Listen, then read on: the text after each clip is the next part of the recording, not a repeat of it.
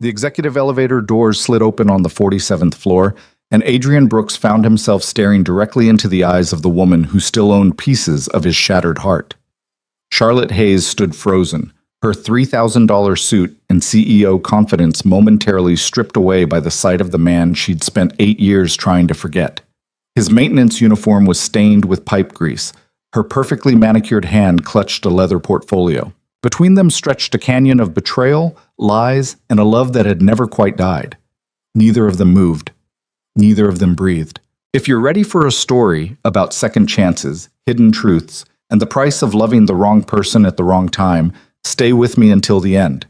Hit that like button and drop a comment telling me what city you're watching from. I want to see how far this story travels. Adrian Brooks had exactly 14 minutes. 14 minutes to get from the basement mechanical room of the Apex Tower to PS 132 in the South Bronx, before the school nurse stopped answering his calls and started involving people he couldn't afford to deal with. Child services, social workers, people with clipboards and concerns about single fathers who couldn't drop everything the second their kid spiked a fever. He grabbed his jacket, the canvas one with the ripped pocket, not the maintenance uniform that screamed working-class failure, and sprinted toward the service elevator. His boots echoed against concrete floors that smelled like industrial cleaner and disappointment. The service elevator was out. Of course it was out. He'd reported the grinding noise in the pulley system 3 days ago, but Morrison, his supervisor, had laughed and said fixing elevators that maintenance workers used wasn't exactly a budget priority. The building had 7 elevators total, 6 for the people who mattered, 1 for the people who cleaned up after them. Adrian's phone buzzed. The school nurse. He declined the call. He needed those 14 minutes, not a lecture about responsibility from someone making twice his salary. His eyes tracked to the executive elevator bank across the marble lobby. 3 elevators reserved exclusively for the top 15 floors. The floors where people earned more before lunch than he made in a year. The floors where Charlotte Hayes ran an empire from behind glass walls and decisions that affected thousands of lives. The floors he was explicitly, contractually, absolutely forbidden from accessing. Adrian checked his watch. 12 minutes now. Mia had been crying when the nurse called.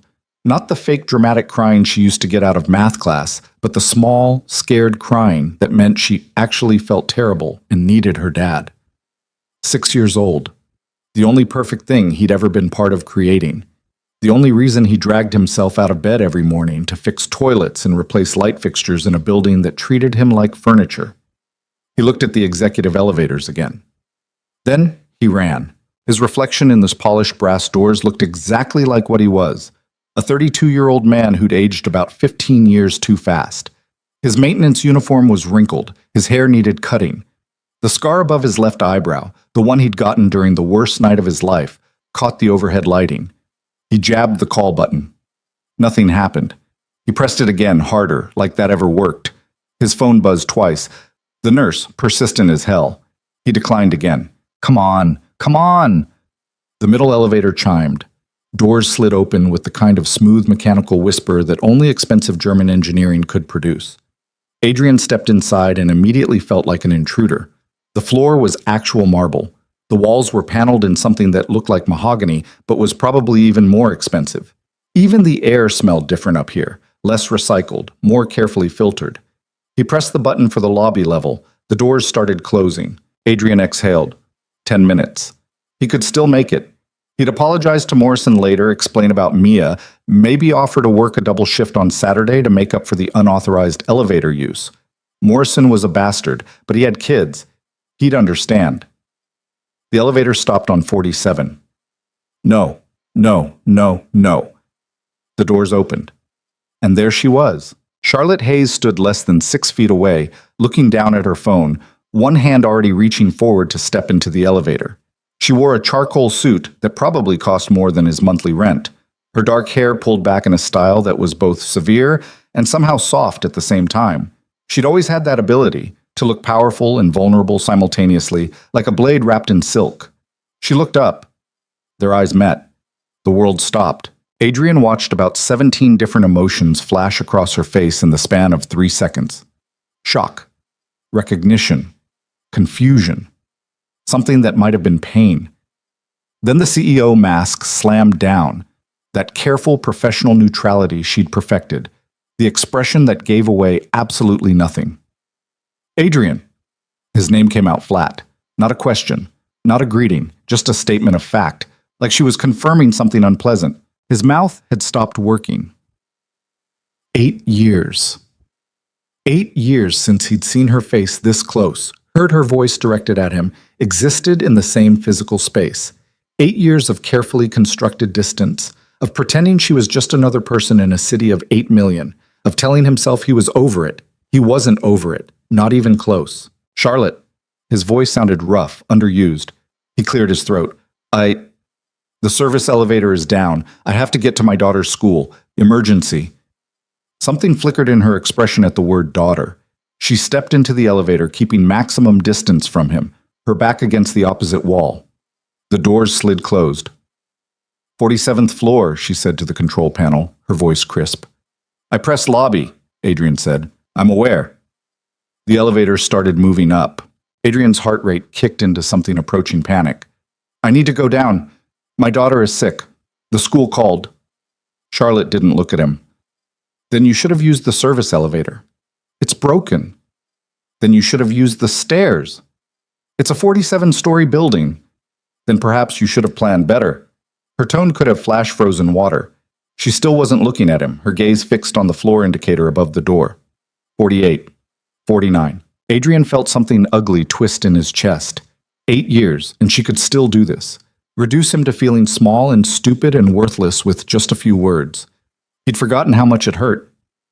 I didn't realize basic human decency had a floor restriction, he said quietly. That got her attention. Her head turned, those green eyes locking onto his face, with enough force to make him forget how to breathe. She'd always had devastating eyes. Eyes that saw too much, promised too much, destroyed too much. Don't, she said, and there was something dangerous underneath the ice now. Don't you dare talk to me about decency. The elevator chimed. 50th floor. The doors opened onto a reception area that probably cost more to design than Adrian's entire education. Charlotte stepped out without looking back. Wait, Adrian said, his hand shooting out to stop the doors from closing. Please. 5 minutes down and I'm out of your building. You'll never see me again. She stopped walking, turned. When she looked at him this time, he saw something break through the carefully maintained frost. Raw, bleeding anger that had clearly been sitting there for 8 years, waiting. You worked here for 6 months, she said slowly. 6 months in my building, and you never once thought to tell me. Adrian's stomach dropped. You knew? Morrison mentioned his new maintenance hire used to be an architect. It took me about 30 seconds to connect the dots. Her laugh was sharp, bitter. Did you think it was funny, working 10 floors below me, fixing toilets in the empire you tried to destroy?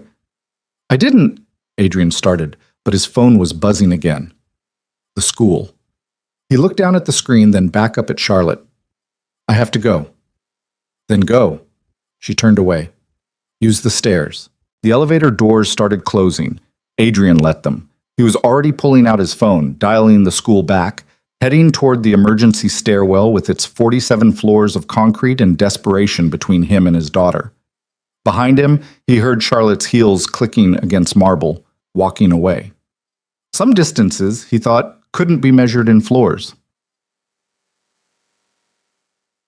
Adrian made it to the school in 23 minutes, sweating through his shirt, his legs screaming from the stairs. Mia was curled up in the nurse's office with a fever of 101.3 and tears tracking down her flushed cheeks. Daddy, she whispered when she saw him, and his heart cracked open the way it always did when she was hurt. I'm here, baby girl. I'm here. He scooped her up, all 42 pounds of her, hot as a furnace against his chest. She buried her face in his neck. The nurse gave him a look that contained multiple chapters of judgment. We called 90 minutes ago. I was at work. I came as fast as I could. Does her mother... There is no mother, Adrian cut in, keeping his voice level. It's just me. The nurse's expression shifted into something he couldn't quite read. Pity, maybe, or concern. Either way, he hated it. She needs fluids and rest, the nurse said, her tone softening slightly. If the fever goes above 102, take her to urgent care. Adrian nodded, already adjusting Mia in his arms, reaching for her backpack with his free hand. Thank you. The subway ride back to the Bronx took 40 minutes. Mia dozed against his shoulder, her small body radiating heat through his jacket. Adrian kept his phone in his hand the entire time, waiting for the inevitable call from Morrison. It came when they were 3 stops from home. Brooks. Morrison's voice was pure acid. Want to explain why security footage shows you using the executive elevator today? Adrian closed his eyes. My daughter was sick. The service elevator was down. I needed to get to her school. You know the rules. Executive elevators are off limits to maintenance staff. No exceptions. There was an emergency. I don't care if the building was on fire. You violated building policy. That's an automatic write-up. And if Hayes wants to make an issue of it, it could be grounds for termination. Adrian's jaw tightened. Understood. You're lucky I'm just putting a formal warning in your file. Don't let it happen again. The line went dead. Mia stirred against his shoulder. Daddy? Are you mad? He kissed the top of her burning forehead. No, sweetie. I'm not mad. You sound mad. I'm just tired. He shifted her weight, his arms aching. We'll be home soon. You can watch cartoons while I make soup. Their apartment was on the 4th floor of a building that should have been condemned a decade ago. The elevator, the one elevator that serviced all 8 floors, had been broken for 3 weeks. Adrian carried Mia up the stairs, her fevered weight somehow feeling heavier with each step. Inside, the apartment was exactly what 60 square feet in the South Bronx could buy. A studio with a kitchenette, a bathroom the size of a closet, and a persistent smell of the neighbor's cooking that no amount of air freshener could eliminate. But the walls were covered in Mia's drawings. Her bookshelf, rescued from a sidewalk 3 years ago and repainted 7 times, overflowed with library books. Her bed, tucked into the corner behind a curtain Adrian had hung for privacy, was covered in stuffed animals she'd named after characters from her favorite stories. It wasn't much, but it was theirs. Adrian settled Mia on the couch with her favorite blanket and went to find the children's Tylenol. His phone buzzed again. Not Morrison this time. Unknown number. He almost didn't answer, then something made him press accept. Mr. Brooks? A woman's voice, professional and clipped. This is Jennifer Kim from Hayes Properties Legal Department. His stomach turned to ice. I'm calling to inform you that your employment contract includes a clause prohibiting unauthorized use of executive facilities. Ms. Hayes has requested a formal review of today's incident. Adrian looked at Mia, who was watching cartoons with glassy, feverish eyes. A formal review. Yes. You'll need to meet with HR and building management Monday morning at 8. Please bring your employee ID and any relevant documentation regarding today's policy violation. I needed to get to my sick daughter. The service elevator was broken. Those circumstances will be taken into consideration during the review. Kim's tone suggested they would be taken into consideration and then immediately dismissed. We'll see you Monday at 8. Have a good evening, Mr. Brooks. She hung up before he could respond. Adrian stood in his cramped kitchen, phone in hand, and felt the last 8 years of carefully rebuilt stability start to crack. One elevator ride, one moment of desperation, and Charlotte was going to use it to finish what her father had started all those years ago. Daddy? Mia's small voice drifted from the couch. Can we have grilled cheese for dinner? He forced a smile he didn't feel. Absolutely, baby girl. While the cheese melted and Mia's fever slowly responded to the Tylenol, Adrian's mind kept circling back to the elevator. To Charlotte's face. To the way she'd looked at him like he was something unpleasant stuck to the bottom of her expensive shoe. He'd known working at Apex Tower was a risk, known that sooner or later their paths would cross, that the careful distance he'd maintained would collapse. He just hadn't expected it to feel like this, like being gutted all over again. His phone sat on the counter, silent now but somehow still threatening. Monday morning. A formal review. His job hanging by whatever thread Charlotte decided to leave intact. Adrian flipped the grilled cheese, watching the bread turn golden brown. Mia laughed at something on TV. Outside the window, the Bronx stretched out in all directions, millions of people living millions of complicated lives. And somewhere across the river, Charlotte Hayes was probably in her penthouse apartment, probably not thinking about him at all. He'd spent 8 years becoming invisible, 8 years building a life small enough that no one could destroy it again. One elevator ride and all of it was burning down. Charlotte stood in her office on the 52nd floor, looking down at Manhattan stretching out below her like a kingdom she'd conquered through sheer force of will and a last name that opened doors before she even knocked. Her hands were shaking. She pressed them flat against the glass, watching her reflection superimpose over the city, a ghost of herself, transparent and floating above everything. Adrienne Brooks, in her building, for 6 months. She'd known, of course. Morrison had mentioned it in passing during a facilities update meeting. Used to be an architect, fell on hard times, good worker, kept his head down. Charlotte had frozen in her chair, certain he was about to say the name, but Morrison had just moved on to discussing the HVAC replacement schedule. She'd pulled the employee records that night, confirmed what her instincts had already screamed. Then she'd done absolutely nothing about it because what was she supposed to do? Fire him for existing? For working 10 floors below her, living in the same city, breathing the same air? For destroying her 8 years ago, and then having the audacity to show up in her building like it meant nothing? Her intercom buzzed. "Ms. Hayes, Jennifer Kim is here." Charlotte stepped back from the window. "Send her in." Kim entered with a tablet and the kind of efficient energy that made her invaluable. "I've contacted Brooks about the Monday review. He sounded—" She paused. "Concerned." "Good," Charlotte said, then immediately hated herself for it. Kim's expression remained professionally neutral. "Do you want me to sit in on the meeting?" "No, I'll handle it directly." "Are you sure that's—" Kim stopped herself. "Of course. I'll have the documentation ready." After Kim left, Charlotte stood in her empty office and wondered what the hell she was doing. Adrienne Brooks had used an elevator he wasn't supposed to use. That was the violation. That was the extent of it. She could have Morrison issue a verbal warning and move on with her life. Instead, she was escalating, making it formal, making it hurt, because he'd hurt her first. Because 8 years ago, she'd loved him enough to imagine forever, and he'd disappeared like she meant nothing. Because seeing him today in that elevator, wearing a maintenance uniform with his name stitched over the pocket, had felt like being stabbed with a knife she'd forgotten was still buried in her chest. Her phone rang. Her father. She stared at the screen for 3 rings before declining the call. Richard Hayes had built Hayes Properties from nothing, turning it into one of the most powerful real estate development companies on the East Coast. He'd also raised Charlotte to be ruthless, strategic, and completely unforgiving when it came to business. And business, he'd taught her, was everything. People were just pieces on a board, some useful, some expendable, some dangerous enough to remove before they could cause damage. Adrienne had been dangerous. Her father had recognized it immediately. Charlotte walked to the bar cart in the corner of her office, the one she kept stocked for late nights and difficult decisions, and poured 2 fingers of scotch she didn't particularly want.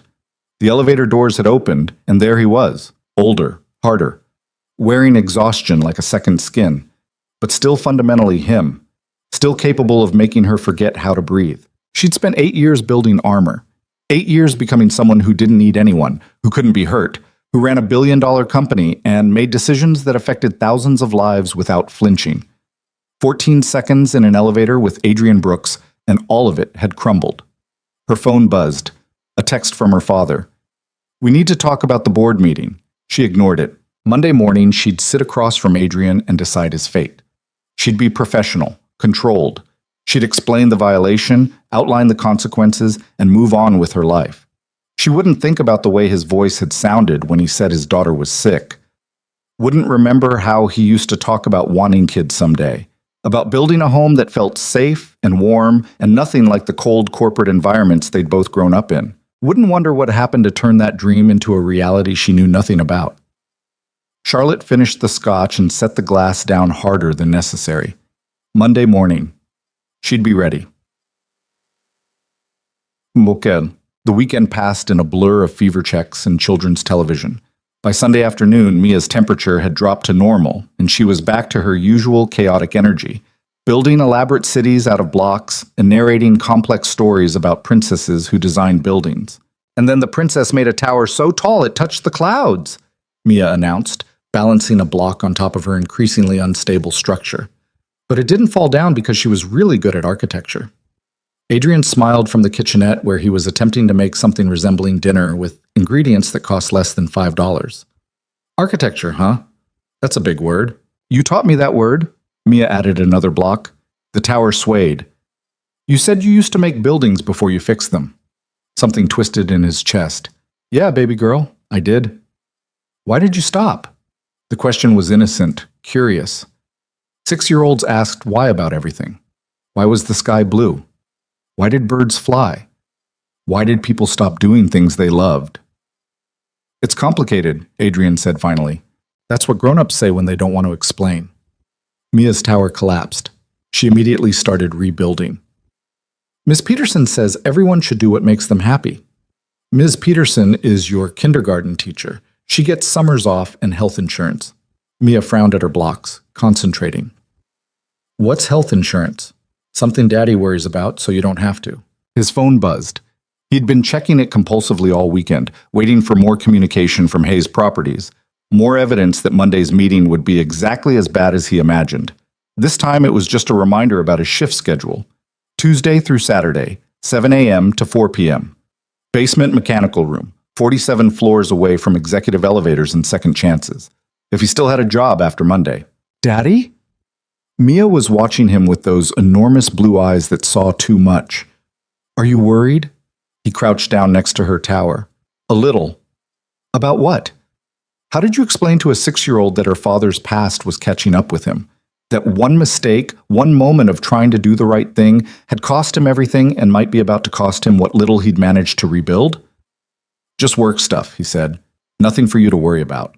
Mia considered this, then carefully placed a block on top of her tower. When I'm worried, I build things. It makes my brain feel better. Adrian pulled her into a hug, breathing in the scent of her strawberry shampoo. You're pretty smart for a 6-year-old. I know, she said seriously. Ms. Peterson says I'm gifted. After Mia went to bed, after the 4th glass of water, the 2nd story, the reassurance that yes, she could absolutely go to school tomorrow, and no, Daddy wasn't going anywhere. Adrian sat at his tiny kitchen table with a folder he hadn't opened in 8 years. Inside were the documents he'd saved from before everything fell apart. Building schematics, safety reports, email chains with subject lines like structural concerns, urgent, and required code compliance review.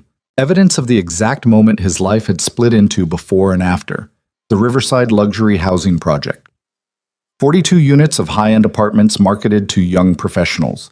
Hayes Properties' flagship development, designed to transform a struggling neighborhood into something profitable. Adrian had been the junior architect assigned to final inspections. 24 years old, freshly licensed, still believing the system worked if you followed the rules. He'd found the defects during a routine review. Load-bearing walls that didn't meet code specifications. Substandard materials in critical support structures. Shortcuts that saved money and risked lives. He'd reported it up the chain, been told to keep quiet. Been assured it would be handled internally. Then he'd been told the defects didn't exist, that he'd made a mistake in his calculations, that raising concerns would jeopardize not just the project, but his entire career. He'd gone to Charlotte, desperate, terrified, in love with her, and certain she'd help him do the right thing. She'd told her father.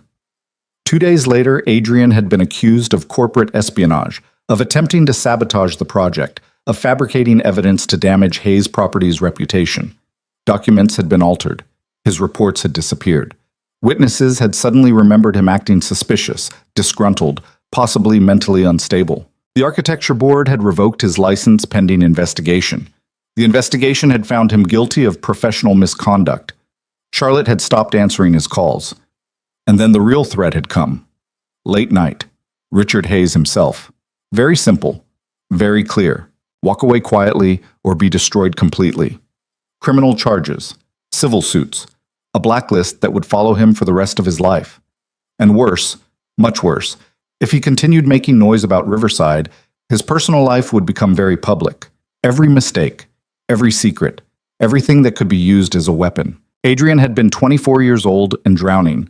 He'd also just found out his girlfriend, not Charlotte, someone he'd briefly dated after their relationship had gotten complicated, was pregnant. He'd walked away. The Riverside project had been completed on schedule. 42 units sold within 6 months. No structural collapses. No disasters. Just luck, Adrian had told himself every day since. Just dumb, blind luck that no one had died because of corners he'd watched them cut. He closed the folder and shoved it back in the drawer where it had been gathering dust for 8 years. Monday morning, Charlotte Hayes would sit across from him and decide if he deserved to keep his job.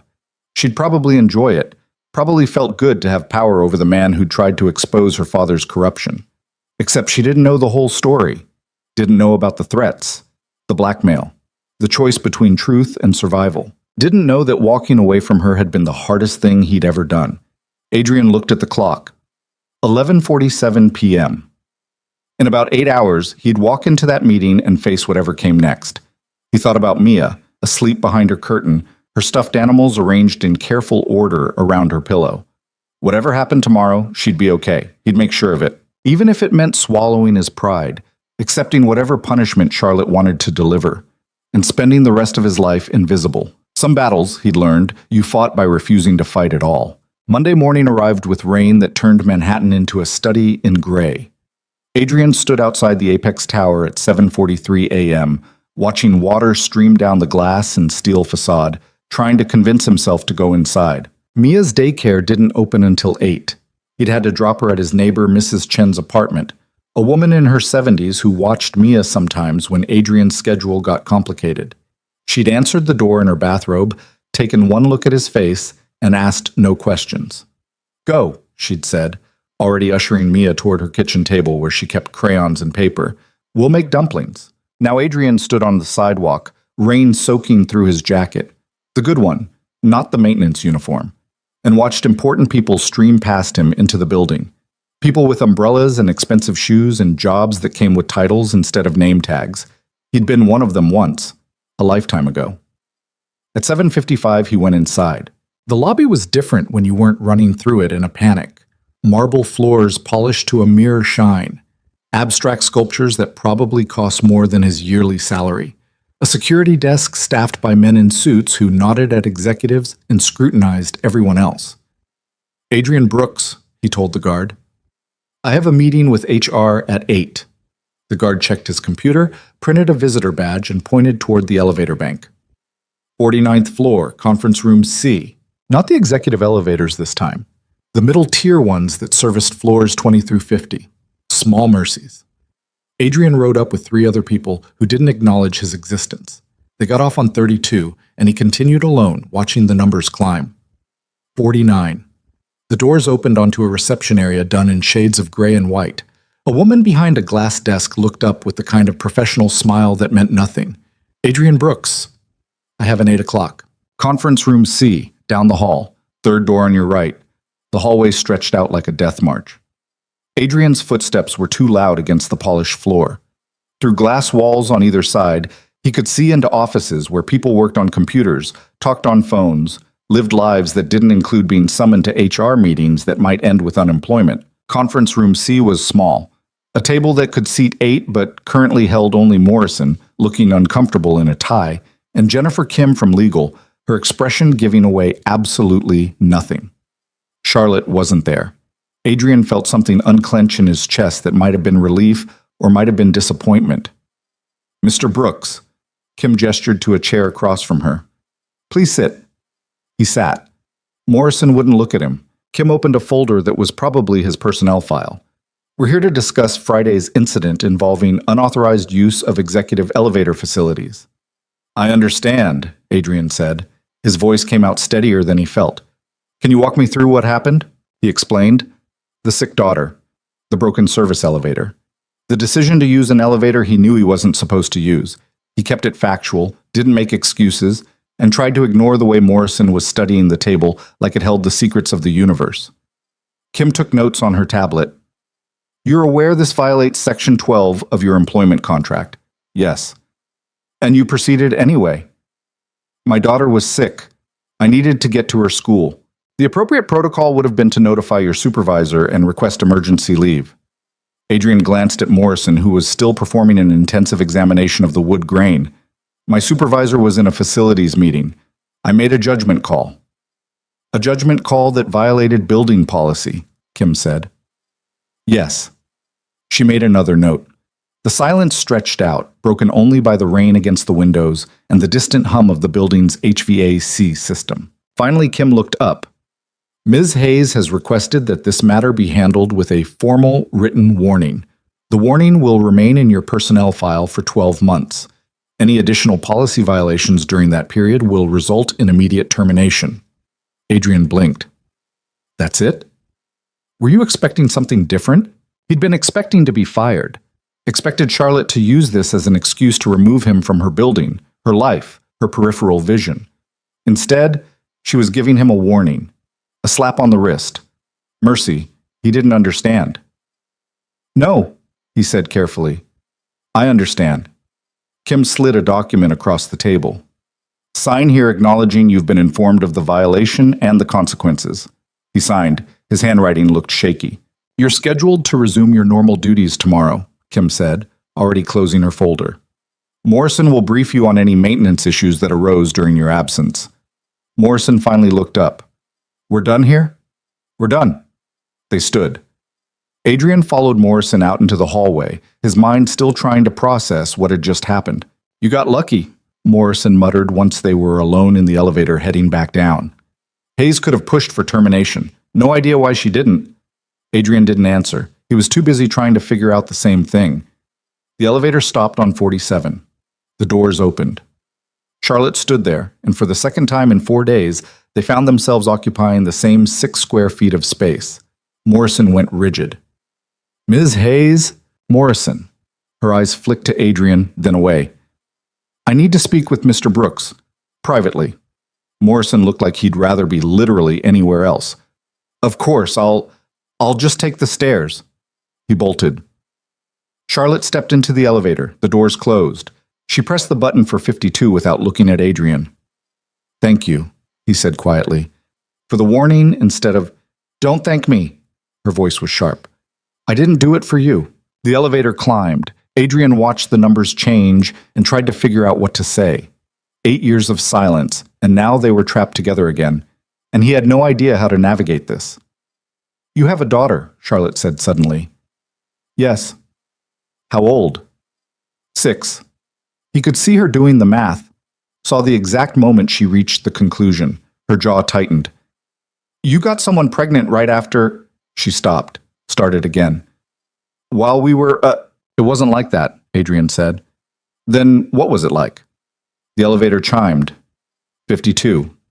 Executive floor. Charlotte's domain. The doors opened onto a reception area that made 49 look modest.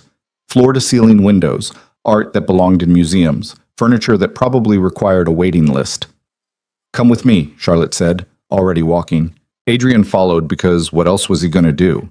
They passed assistants who pretended not to stare, went through a set of glass doors into a space that could only be Charlotte's office. It was huge. Corner office with views of Manhattan stretching out in 2 directions. A desk that looked like it cost more than his car, if he'd owned a car. Bookshelves lined with architectural publications and what looked like actual awards. This was the life she'd built.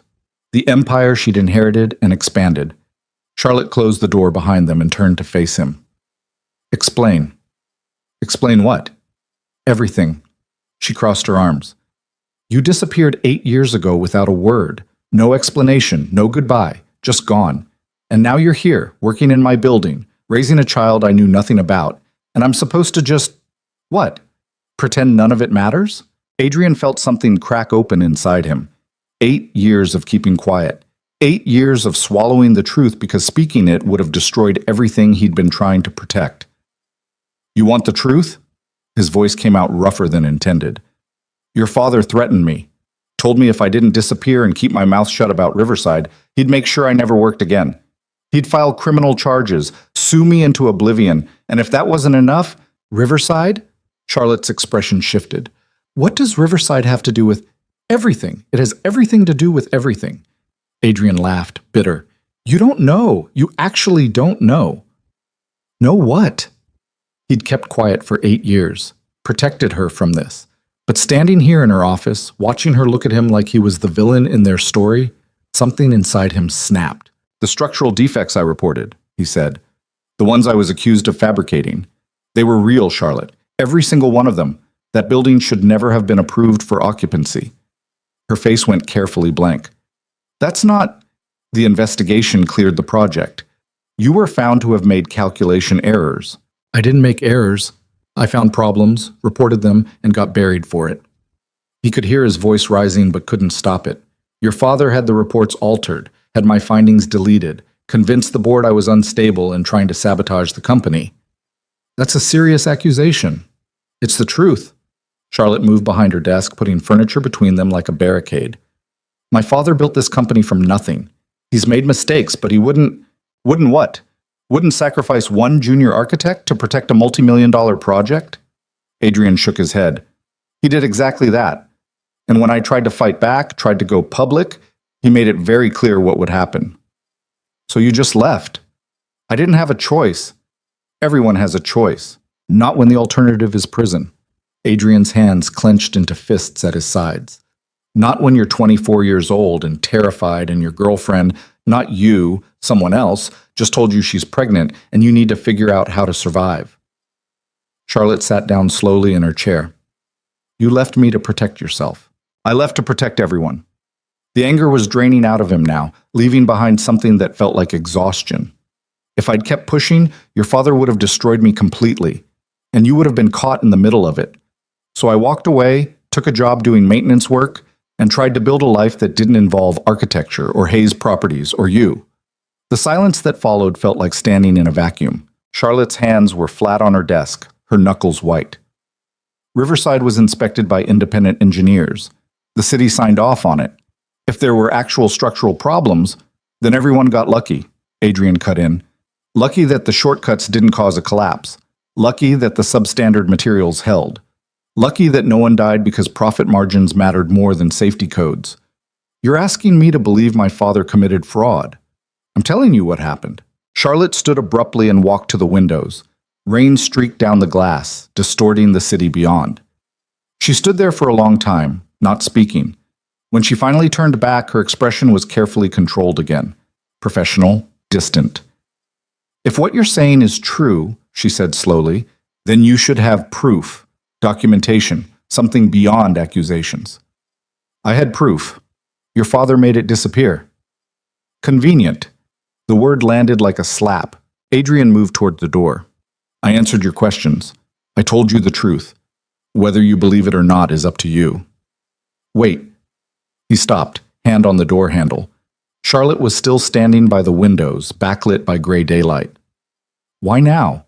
Why work here if you knew I'd eventually find out? Because I needed a job, Adrian said simply. Because I have a daughter to support and bills to pay and principals don't put food on the table. When Morrison offered me the position, I told myself the building was big enough that we'd never cross paths. But we did. Yeah. He opened the door. We did. He was halfway to the elevator when she called out again. Adrian. He turned.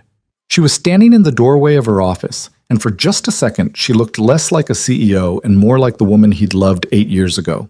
Young, uncertain, human. I'll look into it, she said quietly. The Riverside project. I'll review the files. He didn't know what to say to that. Didn't know if he believed she'd actually do it, or if this was just something people said to end uncomfortable conversations. Okay, he said finally. Then he left before she could see how much it had cost him to tell her the truth. The rain had stopped by the time Adrian made it back to the Bronx to pick up Mia from Mrs. Chen's apartment. His daughter was covered in flour and looked delighted about it. We made 27 dumplings, she announced proudly. I counted. Mrs. Chen smiled from her kitchen. She's a good counter and a good folder once she figured out the technique. Adrian thanked her, collected Mia and a container of dumplings Mrs. Chen insisted he take, and headed back to their apartment. His head was still spinning from the conversation with Charlotte, from the way 8 years of buried truth had come pouring out in her office. She'd said she'd look into it. He tried not to hope that meant anything. That night, after Mia was asleep, Adrian sat at his kitchen table with his phone in his hand. He'd spent 8 years not looking, not checking, not wanting to know what had happened to the project that had destroyed his life. Now he opened his browser and typed, Riverside Luxury Housing Hayes Properties. The search results loaded. The building was still standing, still fully occupied. Reviews from residents mentioned high-end finishes, great location, responsive management. No mentions of structural problems. No news articles about collapses or evacuations. 8 years, and nothing had happened. Maybe he'd been wrong. Maybe the defects he'd found hadn't been as serious as he'd thought. Maybe he'd destroyed his own career over calculations that were actually errors. Maybe Charlotte's father had been right all along. Adrian closed the browser and put his phone face down on the table. He told Charlotte the truth. What she did with it was out of his hands. Across the river, in her penthouse apartment that overlooked Central Park, Charlotte sat at her own table with her laptop open and files spread out around her like evidence at a crime scene.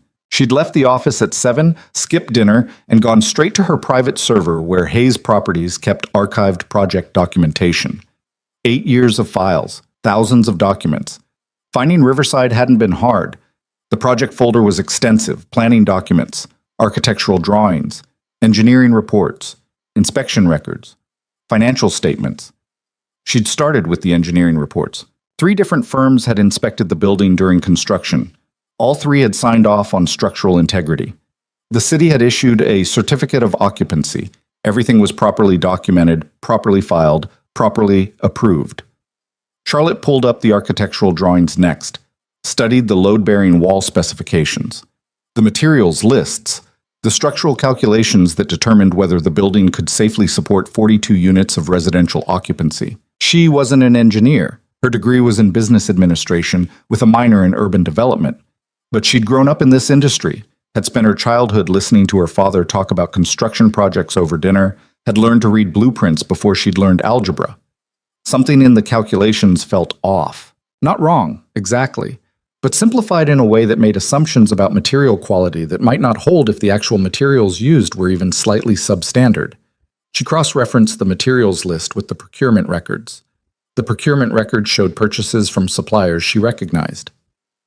Reputable companies, industry standard pricing. But there was a second set of procurement records, buried in a subfolder marked Revised Final. The second set showed different suppliers, lower quality materials, significant cost savings. Charlotte leaned back in her chair, her heart beating too fast. 2 sets of records, one for the official documentation, one for the actual construction. She opened the engineering reports again, read through them more carefully this time. All 3 firms had inspected the building, but they'd inspected it based on the specifications in the official materials list, the list that showed high-quality suppliers and industry-standard components. If the actual construction had used the cheaper materials from the revised procurement records, the inspections would have been based on false assumptions. The building might still be standing, might still be safe, purely by luck or margin of error, but Adrian had been right. Charlotte closed her laptop and pressed her hands against her eyes. Her father had committed fraud, had falsified records, had threatened a junior architect into silence to protect a profit margin. And she'd believed him when he'd said Adrian was unstable. Believed him when he'd shown her the evidence of fabricated reports. Believed him because he was her father and Adrian was, what? A boyfriend she'd known for less than 2 years? Someone she'd loved but not enough to question her own father? She'd chosen wrong. The realization sat in her chest like a stone. Her phone rang. Her father's name on the screen. Charlotte stared at it for 3 rings before answering. "Charlotte!" Richard Hayes' voice was warm, familiar. The voice that had read her bedtime stories and taught her to negotiate and told her she could run an empire if she was willing to be ruthless enough. "I saw you pulled the Riverside files. Something I should know about?" Her mouth went dry. "Just reviewing old projects. Due diligence." Riverside was 8 years ago, ancient history. Sometimes old projects have useful lessons. There was a pause on the other end of the line. When her father spoke again, his tone had shifted into something harder. "Is this about Adrian Brooks?" "Why would this be about Adrian Brooks?" "Because Morrison mentioned he's working in the building. Because you pulled his personnel file 3 months ago. Because you're too smart not to have connected the dots." Charlotte felt something cold slide down her spine. "You've been monitoring my file access? I built this company, Charlotte. I maintain oversight on sensitive matters." "Brooks isn't a sensitive matter. He's a maintenance worker. He's a man who tried to destroy us 8 years ago." Her father's voice hardened. "A man I handled so you wouldn't have to. So you could move on and build the career you deserved." "Handled how?" "However necessary." The words hung in the air between them. Charlotte stood and walked to her window, looked out at the park, dark except for scattered lights along the pathways. The procurement records were altered. Another pause. Longer this time. "Construction projects are complicated," her father said finally. "Materials get substituted, suppliers change. The important thing is the end result, a successful project that's been occupied safely for 8 years. That's not an answer. It's the only answer you need. Did you threaten him, Adrian? Did you tell him you'd destroy him if he didn't keep quiet? I protected this company and your future. That's what fathers do. Charlotte's reflection stared back at her from the window. She looked like her father, same sharp features, same cold eyes, same willingness to sacrifice people for profit. He had a child, she said quietly, a daughter. He walked away because you threatened him, and then he had to figure out how to survive. He walked away because he was smart enough to recognize when he was beaten. No remorse in her father's voice. No recognition that anything he'd done might have been wrong. Charlotte, listen to me. Brooks made his choices. You made yours. The past is done. Let it stay buried. And if I can't? The silence on the other end of the line went from cold to frozen. Then you'll destroy everything we've built, Richard Hayes said softly. Everything I've given you. The company. The reputation. The power. All of it goes away the moment you decide to play hero for a man who didn't matter 8 years ago and matters even less now. Charlotte closed her eyes. He mattered to me. Then you were young and stupid. You're not young anymore. Don't still be stupid. He hung up. Charlotte stood at her window for a long time after the call ended, watching the city lights and trying to figure out who she was. The woman her father had raised her to be, ruthless, strategic, willing to sacrifice anything for success. Or someone else. Someone who looked at evidence of fraud and threats and lies and decided those things mattered more than profit margins. Her phone buzzed. A text from Jennifer Kim. Board meeting scheduled for Thursday. Your father requested a seat at the table. Of course he did. Charlotte typed back, denied. This is my company now. She sent the text before she could second-guess herself. Then she opened her laptop again and started making a list of everyone who had worked on the Riverside project. Engineers, inspectors, suppliers, anyone who might have documentation her father hadn't managed to bury. If she was going to do this, if she was going to tear apart her father's legacy and risk everything she'd built, she needed to be sure. She needed proof that would hold up in court, in the press, in the eyes of everyone who would be watching when she admitted that Hayes Properties had lied. It took until 3 a.m, but she found it. An email chain from the lead structural engineer, buried in an archived server, probably forgotten by everyone who'd been involved. The engineer had flagged concerns about material substitutions, had requested additional testing, had been told by Richard Hayes personally that the concerns were being addressed internally. No record of any additional testing, no record of the concerns being addressed, just a sign-off from the engineer 2 weeks later saying everything had been resolved to his satisfaction. Charlotte pulled up the engineer's current contact information. He'd retired 5 years ago, lived in Connecticut now. She drafted an email requesting a meeting, deleted it, started again. This needed to be handled carefully. Quietly. One wrong move and her father would know what she was doing, would have time to cover his tracks or threaten people into silence. She needed help. She needed someone who understood construction projects and safety codes and how to build a case that would stand up to scrutiny. She needed Adrian. The realization made her laugh, sharp and bitter. 8 years of hating him, and now she needed him to help her tear down her father's empire. Charlotte looked at the clock. 3:17 a.m. Too late to call. Too early to show up at his apartment in the Bronx demanding cooperation. She'd have to wait until morning. Until then, she sat in her apartment surrounded by evidence of crimes her father had committed and wondered what it was going to cost her to finally choose the truth. Charlotte showed up at Adrian's building at 7:23 a.m. on Tuesday morning, still wearing yesterday's clothes and carrying 2 cups of coffee she'd bought from a bodega 3 blocks away. The elevator was still broken. She climbed 4 flights of stairs in heels that cost more than most people's monthly rent and tried to figure out what she was going to say. She knocked on apartment 4C. Adrian opened the door wearing sweatpants and an expression of pure confusion. Behind him, Charlotte could see into the studio apartment, barely bigger than her walk-in closet, a small kitchen area, a couch that probably folded out into a bed, a corner sectioned off with a curtain where she could hear a child's voice singing something off-key. Charlotte! He said her name like he wasn't sure she was real. What are you? How did you? Your address is in your employee file. She held out one of the coffees. Can I come in? He didn't move. It's 7:30 in the morning. I know what time it is. I have to get Mia ready for school. I'll wait.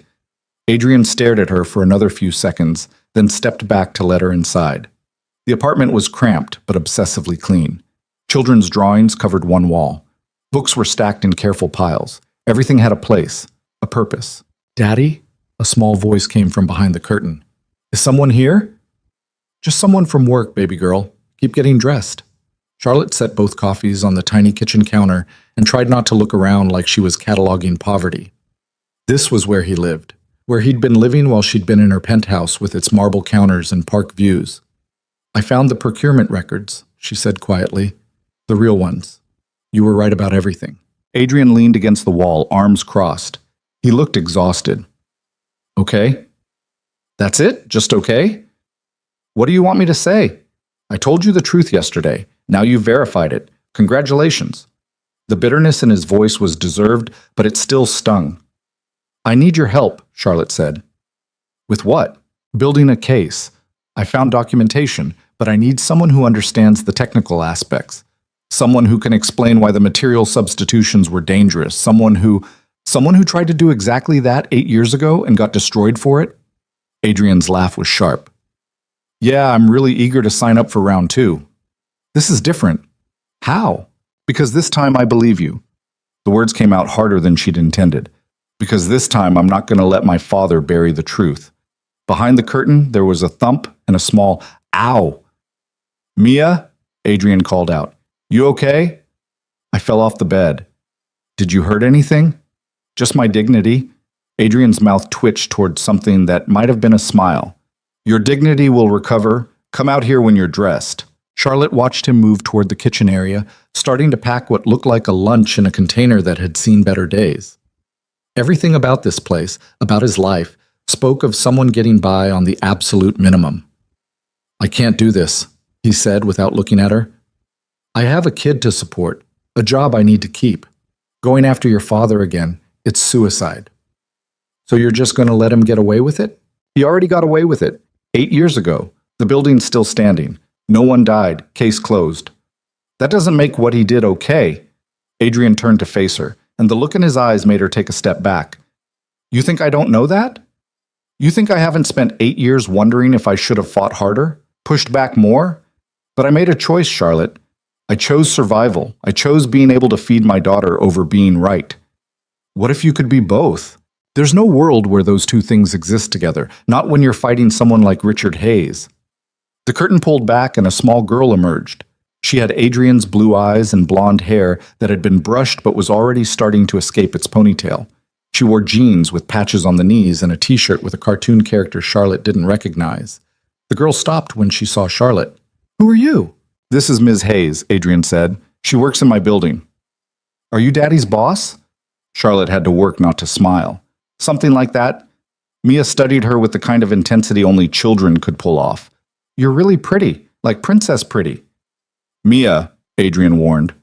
"What? She is." Mia walked over to the kitchen and climbed onto a stool that looked homemade.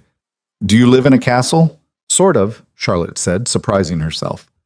"I live on the top floor of a very tall building." "Is it taller than this building?" "Much taller." "Do you have an elevator that works?" This time Charlotte did smile. "Yes. Several, actually. We only have one and it's been broken for 3 weeks." Mia accepted the lunch container her father handed her and stuffed it into a backpack that was mostly duct tape and optimism. "Daddy says the landlord is working on it, but I think that's what adults say when they mean it's never getting fixed." "Mia," Adrian said again, but there was no real heat in it. Charlotte found herself kneeling down to the girl's level without quite meaning to. "What grade are you in?" "First. I can read chapter books now. Want to hear me?" "We don't have time for that, baby girl." Adrian was checking his watch. "School starts in 40 minutes. Can Ms. Hayes walk with us?" "Ms. Hayes has to get to work." Charlotte looked up at Adrian. "Actually, I took the morning off. I could walk with you." She had no idea why she'd said it. No idea what she was doing in this cramped apartment watching this man pack his daughter's lunch, while the whole complex reality of their history pressed down on them. Adrian looked like he wanted to argue, but Mia was already grabbing Charlotte's hand. "Come on, the walk is 6 blocks. Daddy lets me count all the dogs we see." They walked through the South Bronx in the early morning light, Mia between them, chattering about her teacher and her best friend and a boy named Marcus who kept stealing her crayons. Charlotte carried her coffee and tried to remember the last time she'd walked anywhere that wasn't between her apartment and a car service. Mia counted 7 dogs, 3 cats, and something she insisted was a ferret but was probably a rat. "Do you have kids?" Mia asked Charlotte suddenly. "No. Do you want kids?" "Mia," Adrian cut in, "that's a personal question." "Miss Peterson says asking questions is how we learn." "Miss Peterson doesn't have to walk to school with you interrogating adults." Mia looked up at Charlotte with those enormous blue eyes. "Do you, though?" Charlotte thought about her apartment, her office, her life of board meetings and quarterly reports and decisions that affected thousands of people, but never included anyone small enough to ask her about wanting kids. "I don't know," she said honestly. "I've never really thought about it." "That's sad," Mia said with the blunt honesty of childhood. "Kids are the best part of everything." They reached the school, a brick building that had seen better decades. Adrian knelt down to check Mia's backpack, make sure she had her lunch, remind her to listen to her teacher. "I know, Daddy. You tell me every day. Because it's important every day." Mia threw her arms around his neck and squeezed. "Love you." "Love you more, baby girl." She pulled back and looked at Charlotte. "Are you coming back?" Charlotte blinked. "I what?" "To our apartment. Are you coming back to visit?" "We'll see," Adrian said before Charlotte could answer. "Go on, you don't want to be late." Mia ran toward the school entrance, her backpack bouncing against her shoulders. At the door, she turned and waved. Adrian waved back until she disappeared inside. Then he turned to Charlotte, and the warmth that had been in his face while dealing with his daughter vanished completely. "Don't do that," he said quietly. "Do what?" "Get her hopes up. She latches onto people fast, and when they leave, it destroys her." "I wasn't trying to—" "You showed up at my apartment at 7:30 in the morning, asking for help with something that could ruin both our lives. You met my daughter, you walked her to school, and now you're standing here like you might actually give a damn about what happens to us." His voice was steady, but there was something raw underneath it. "So don't. Don't make her think you're going to be part of her life when you're just here because you need something." The words hit like a physical blow. Charlotte opened her mouth to argue, to defend herself, but she couldn't, because he was right.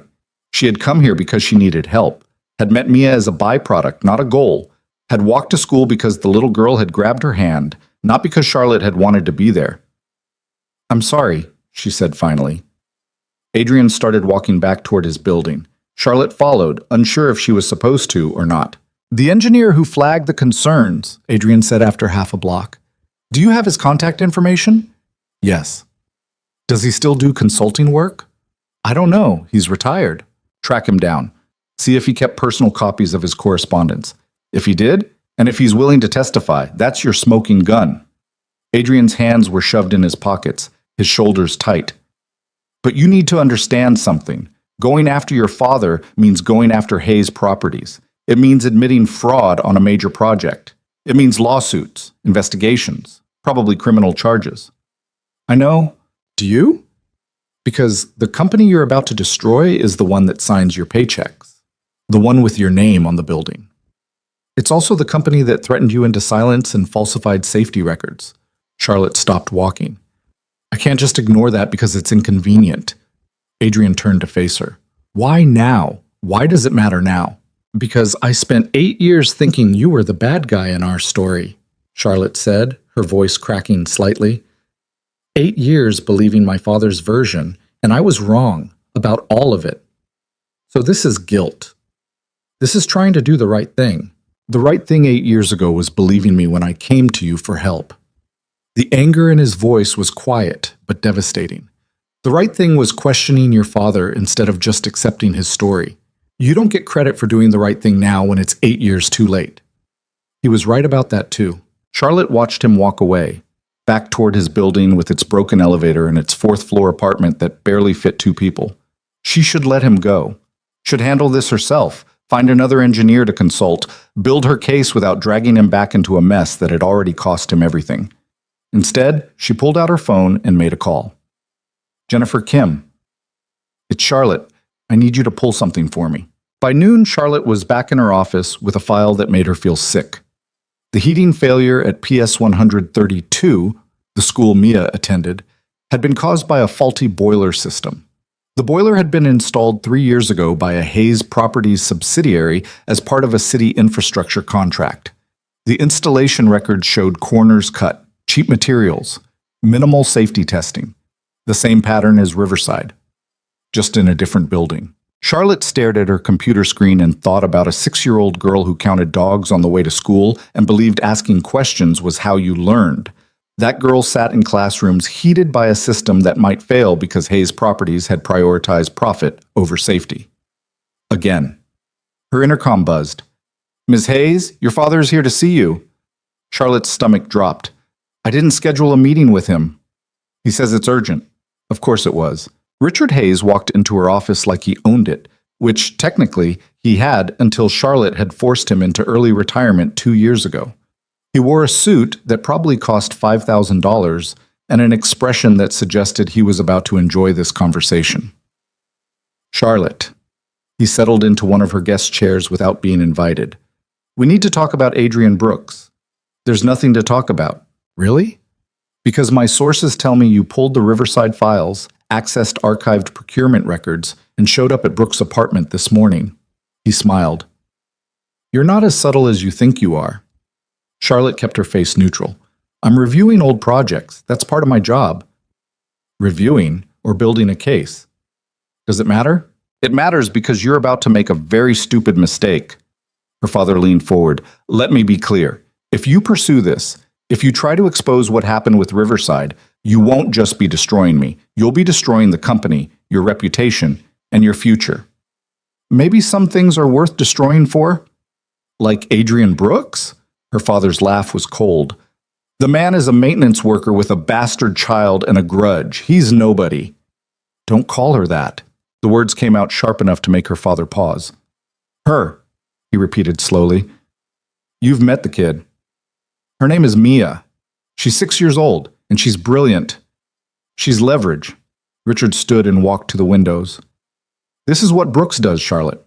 He manipulates people, makes them feel sorry for him, plays the victim so well that you forget he tried to sabotage a multi-million-dollar project. He tried to report safety violations. He tried to destroy us." Her father turned back to face her. "And now he's using his daughter to get to you, making you feel guilty, making you want to play hero." Charlotte thought about Mia's hand in hers, about the way the little girl had asked if she was coming back with the kind of hope that suggested she was used to people leaving. "This isn't about Adrian," she said quietly. "This is about the truth." "The truth." Her father moved closer to her desk. "The truth is that I built this company from nothing. I created jobs. I developed properties that transformed neighborhoods. I made you into one of the most powerful women in this industry. And you're willing to throw all of that away because you have feelings for a man who walked out on you 8 years ago?" "He didn't walk out. You forced him out." "I protected this company and my daughter. I'd do it again." The certainty in his voice made her nauseous. "The school heating system," Charlotte said. "PS-132. That was one of ours." Her father's expression didn't change. "What about it?" "The boiler failed. Same substandard installation as Riverside. How many other projects have we cut corners on?" "Every construction project makes practical decisions about cost versus benefit. That's not corruption, that's business. Those practical decisions put children at risk, and yet no children were harmed." Her father sat back down, relaxed now. "Charlotte, listen to me. You're emotional. You're letting a chance encounter with an old boyfriend cloud your judgment. Take a few days, think about what you're really risking here." "I've thought about it."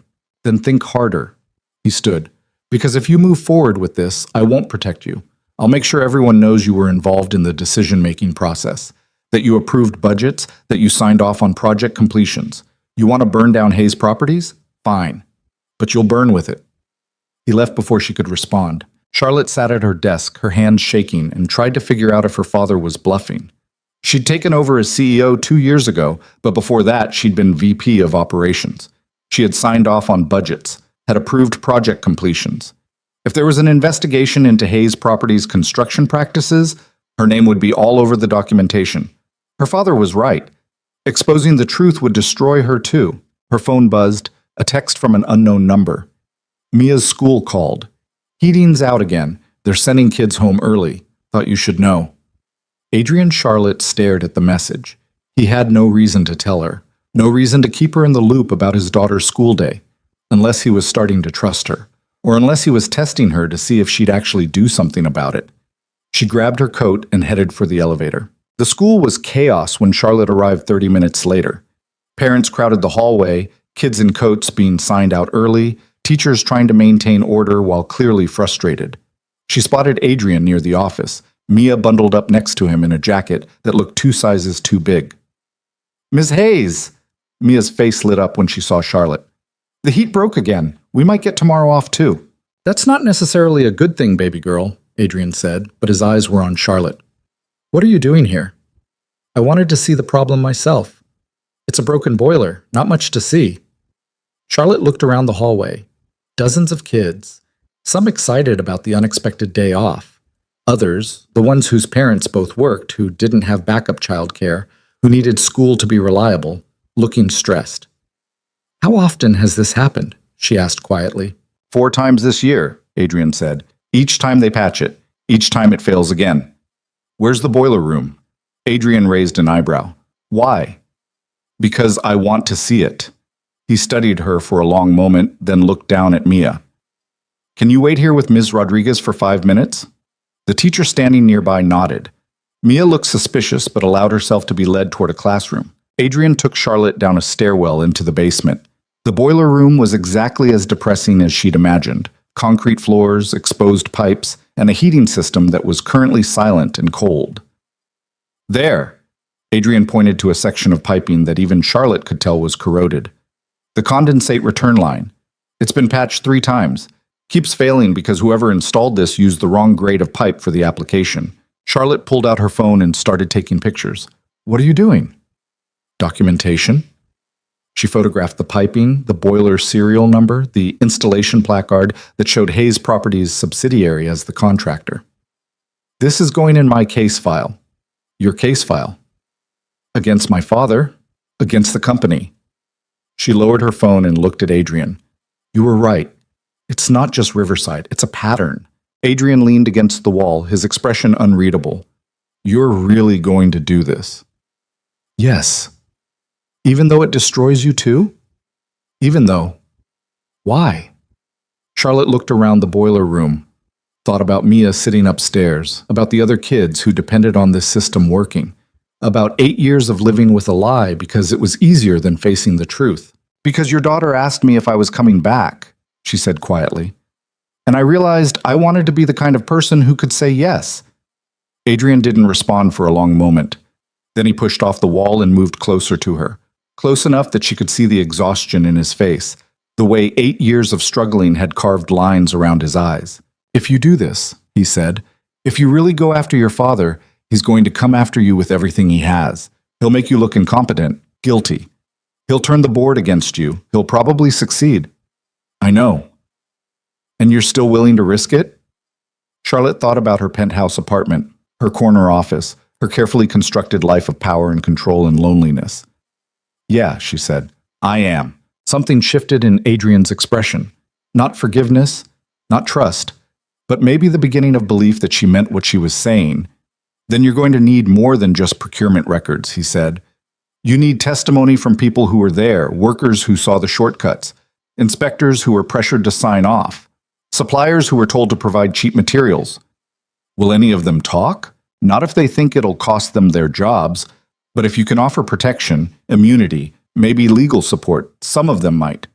Charlotte nodded, already making mental notes. "What about you? What about me? Will you testify? Tell your story publicly?" Adrian's jaw tightened. "You're asking me to put a target on my back again. I'm asking you to help me make sure what happened to you doesn't happen to anyone else. That's a nice way of saying you need me to risk everything so you can feel better about your father's crimes." The words stung because they had truth in them. "You're right," Charlotte said. "I'm asking you to risk everything. I'm asking you to trust me when I gave you no reason to. I'm asking for help I don't deserve." She met his eyes. "But I'm asking anyway, because I can't do this alone." Adrian looked at her for a long time. Then he turned and headed for the stairs. "I need to get Mia home," he said. "She can't miss daycare tomorrow. I'm already behind on the bill." Charlotte followed him up the stairs, uncertain if that was a rejection or just a postponement. They collected Mia from Ms. Rodriguez. The little girl immediately grabbed both their hands, swinging between them as they walked out of the school. "Are you coming to our apartment again?" Mia asked Charlotte. "I don't think," Charlotte started. "She can come if she wants," Adrian cut in. Mia's face lit up. "Really? Really?" Charlotte looked at him, surprised. He didn't look at her, just kept walking, but his hand shifted slightly so Mia could swing higher. The walk back to the apartment was quieter this time. Mia seemed content to just hold their hands and jump over cracks in the sidewalk. Charlotte tried not to think about how strange this was, walking through the Bronx with a man she'd once loved and the daughter she'd just met. Back at the apartment, Mia immediately started building something elaborate with blocks, while Adrian made grilled cheese that smelled better than it had any right to. Charlotte stood awkwardly in the middle of the tiny space, unsure where she fit. "You can sit," Adrian said, not turning from the stove. She sat on the couch, watched Mia construct an elaborate tower with the kind of focus that suggested she'd inherited her father's spatial reasoning. "That's the lobby," Mia explained without looking up. "And this is the elevator shaft, see? It goes all the way to the top." "That's impressive," Charlotte said. "Daddy taught me about load-bearing walls. Want to see?" For the next 20 minutes, Charlotte received an enthusiastic lecture on basic architecture from a 6-year-old who clearly had no idea how much she sounded like her father. Adrian brought over grilled cheese cut into triangles and watched his daughter explain structural integrity with the aid of wooden blocks. "She's amazing," Charlotte said quietly. "Yeah." Adrian's voice was soft. "She is." After lunch, Mia asked if Charlotte wanted to see her drawings. They covered the wall, crayon sketches of buildings and families and animals with too many legs. "This one is you and Daddy," Mia said, pointing to a picture Charlotte hadn't noticed before. 2 stick figures, one tall, one taller. "From yesterday, when you were in the elevator together." Charlotte stared at the drawing. "When did you draw this?" "Last night. Daddy told me about seeing someone he used to know. I asked if she was nice, and he said he didn't know anymore." Adrian had gone very still. "What did you tell her?" Charlotte asked, looking at him. "That people are complicated," he said. "That being nice and being right aren't always the same thing." Mia tugged on Charlotte's sleeve. "Are you nice?" The question was simple. The answer wasn't. "I'm trying to be," Charlotte said. "That's what Daddy says, too." Mia went back to her blocks. "Miss Peterson says trying is the most important part." Charlotte stayed until almost 5. She hadn't meant to. Had planned to leave after lunch, get back to her office, start making calls, but Mia kept asking questions, kept pulling her into elaborate games that involved building cities and protecting them from imaginary disasters. "The earthquake is coming," Mia announced dramatically. "We have to make sure the buildings are strong enough." They reinforced the block towers, made structural improvements, tested them against Mia's enthusiastic shaking.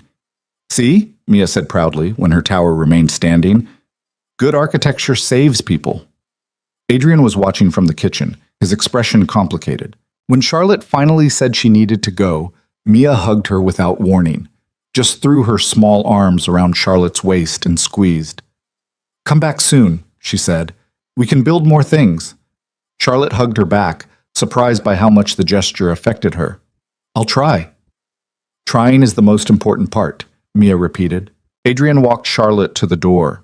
They stood in the hallway, the sounds of the building around them, other families, other lives, other people making it work.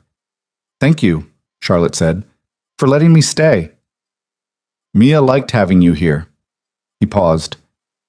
"I think she's lonely sometimes. Doesn't have a lot of adults who pay attention to her. She's incredible." "I know." Adrian looked back toward the apartment where they could hear Mia singing to herself. "She's the only thing I got right." Charlotte wanted to tell him that wasn't true, that he'd gotten other things right too. But standing there in that hallway, she couldn't think of what those things were. "I'm going to fight this," she said instead. "The Riverside Project, the school heating system, all of it. I'm going to expose what my father did, even if it costs me everything." "I believe you." "Will you help me?" Adrian was quiet for a long time. Then he said, "I'll think about it." It wasn't a yes, but it wasn't a no either. Charlotte rode the subway back to Manhattan feeling like something had shifted. She'd spent the afternoon building block towers with a 6-year-old and eating grilled cheese in an apartment the size of her closet. And for the first time in 8 years, she'd felt like maybe she was exactly where she was supposed to be. The retired engineer's name was Marcus Chen, and he lived in a colonial house in Fairfield, Connecticut, that suggested retirement had been financially comfortable. Charlotte drove out on Wednesday morning with a folder full of documentation and a stomach full of nerves. Chen answered the door in jeans and a flannel shirt, looking nothing like the buttoned-up professional she'd seen in old company photos. He was 73 now, with gray hair and wire-rimmed glasses that he pushed up his nose when he invited her inside. "Coffee?" he offered, leading her through a house that smelled like wood polish and old books. "Please." They sat in his kitchen overlooking a backyard where leaves were starting to turn. Chen poured coffee from a French press and settled across from her with the careful movements of someone whose joints didn't work the way they used to. "So," he said, "Riverside." Charlotte opened her folder. "You flagged concerns about material substitutions during construction. I found the email chain where you requested additional testing, and then was told everything had been resolved." Chen's smile was bitter. "Your father called me personally, assured me the materials had been upgraded, even showed me revised procurement orders. They were fake. I know that now." He took a long drink of coffee. "Back then, I believed him. Richard Hayes was one of the most respected developers in New York. Why would he lie about something that could get people killed? Because the truth would have cost him millions." Chen was quiet for a moment, just looking at her. "You have your father's eyes, same intensity, but you're here asking questions he would have buried." "I'm not my father." "No," Chen agreed. "You're not, or you wouldn't be sitting in my kitchen looking like you're about to be sick." Charlotte set down her coffee cup before her shaking hands could betray her further. "I need to know if you kept copies of your original correspondence, before the files were altered." "Why?" "Because I'm building a case. Against Hayes Properties. Against my father. Against everyone who knew about the fraud and stayed quiet." Chen stood slowly and walked to a cabinet near the window. He pulled out a banker's box that looked like it had been sitting there for years. "I kept everything," he said, setting it on the table between them. "Every email, every report, every piece of documentation from every project I ever worked on. Force of habit from 40 years in the industry." Charlotte stared in the box like it might explode. "You understand what you're asking for?" Chen sat back down heavily. "This doesn't just implicate your father. It implicates me. I signed off on that project knowing I had concerns. I let myself be convinced when I should have pushed harder. You were lied to. I was complicit." His voice was firm. "I knew something felt wrong and I accepted a convenient explanation because questioning it would have been difficult. That's not innocence, Ms. Hayes. That's cowardice." Charlotte thought about the past 8 years, about accepting her father's version of events because questioning it would have meant admitting she'd been wrong about Adrian, wrong about everything. "Then we're both cowards," she said quietly. Chen laughed, sharp and surprised. "Your father would never have admitted that. Like I said, I'm not my father." She spent 3 hours in Marcus Chen's kitchen, going through documentation that proved everything Adrian had tried to tell her 8 years ago. Email chains where Chen had outlined specific concerns. Technical reports showing material specifications that didn't match what was actually installed. Procurement orders that had been altered after the fact. "Will you testify?" Charlotte asked finally. "If this goes to court, if there's an investigation, will you go on record?" Chen looked at the boxes spread across his kitchen table. "I'm 73 years old, retired. My reputation in the industry is already set. I don't have much left to lose." "You have your legacy." "My legacy is already compromised by what I let happen at Riverside." He met her eyes. "If testifying helps make that right, even partially, then yes, I'll testify." Charlotte felt something unclench in her chest. "Thank you." "Don't thank me yet. Your father is going to fight this with everything he has. He'll attack my credibility. He'll claim I'm senile or bitter or lying for attention. It's going to get ugly." "I know." "Do you?" Chen leaned forward. "Because I remember you, Ms. Hayes. You were at some of the site meetings 8 years ago. Young, ambitious, your father's protege. You looked at me like I was useful, not like I was a person." The words landed like a punch. "You're right," Charlotte said after a moment. "I did. I looked at everyone that way back then, like they were just pieces in my father's empire. And now?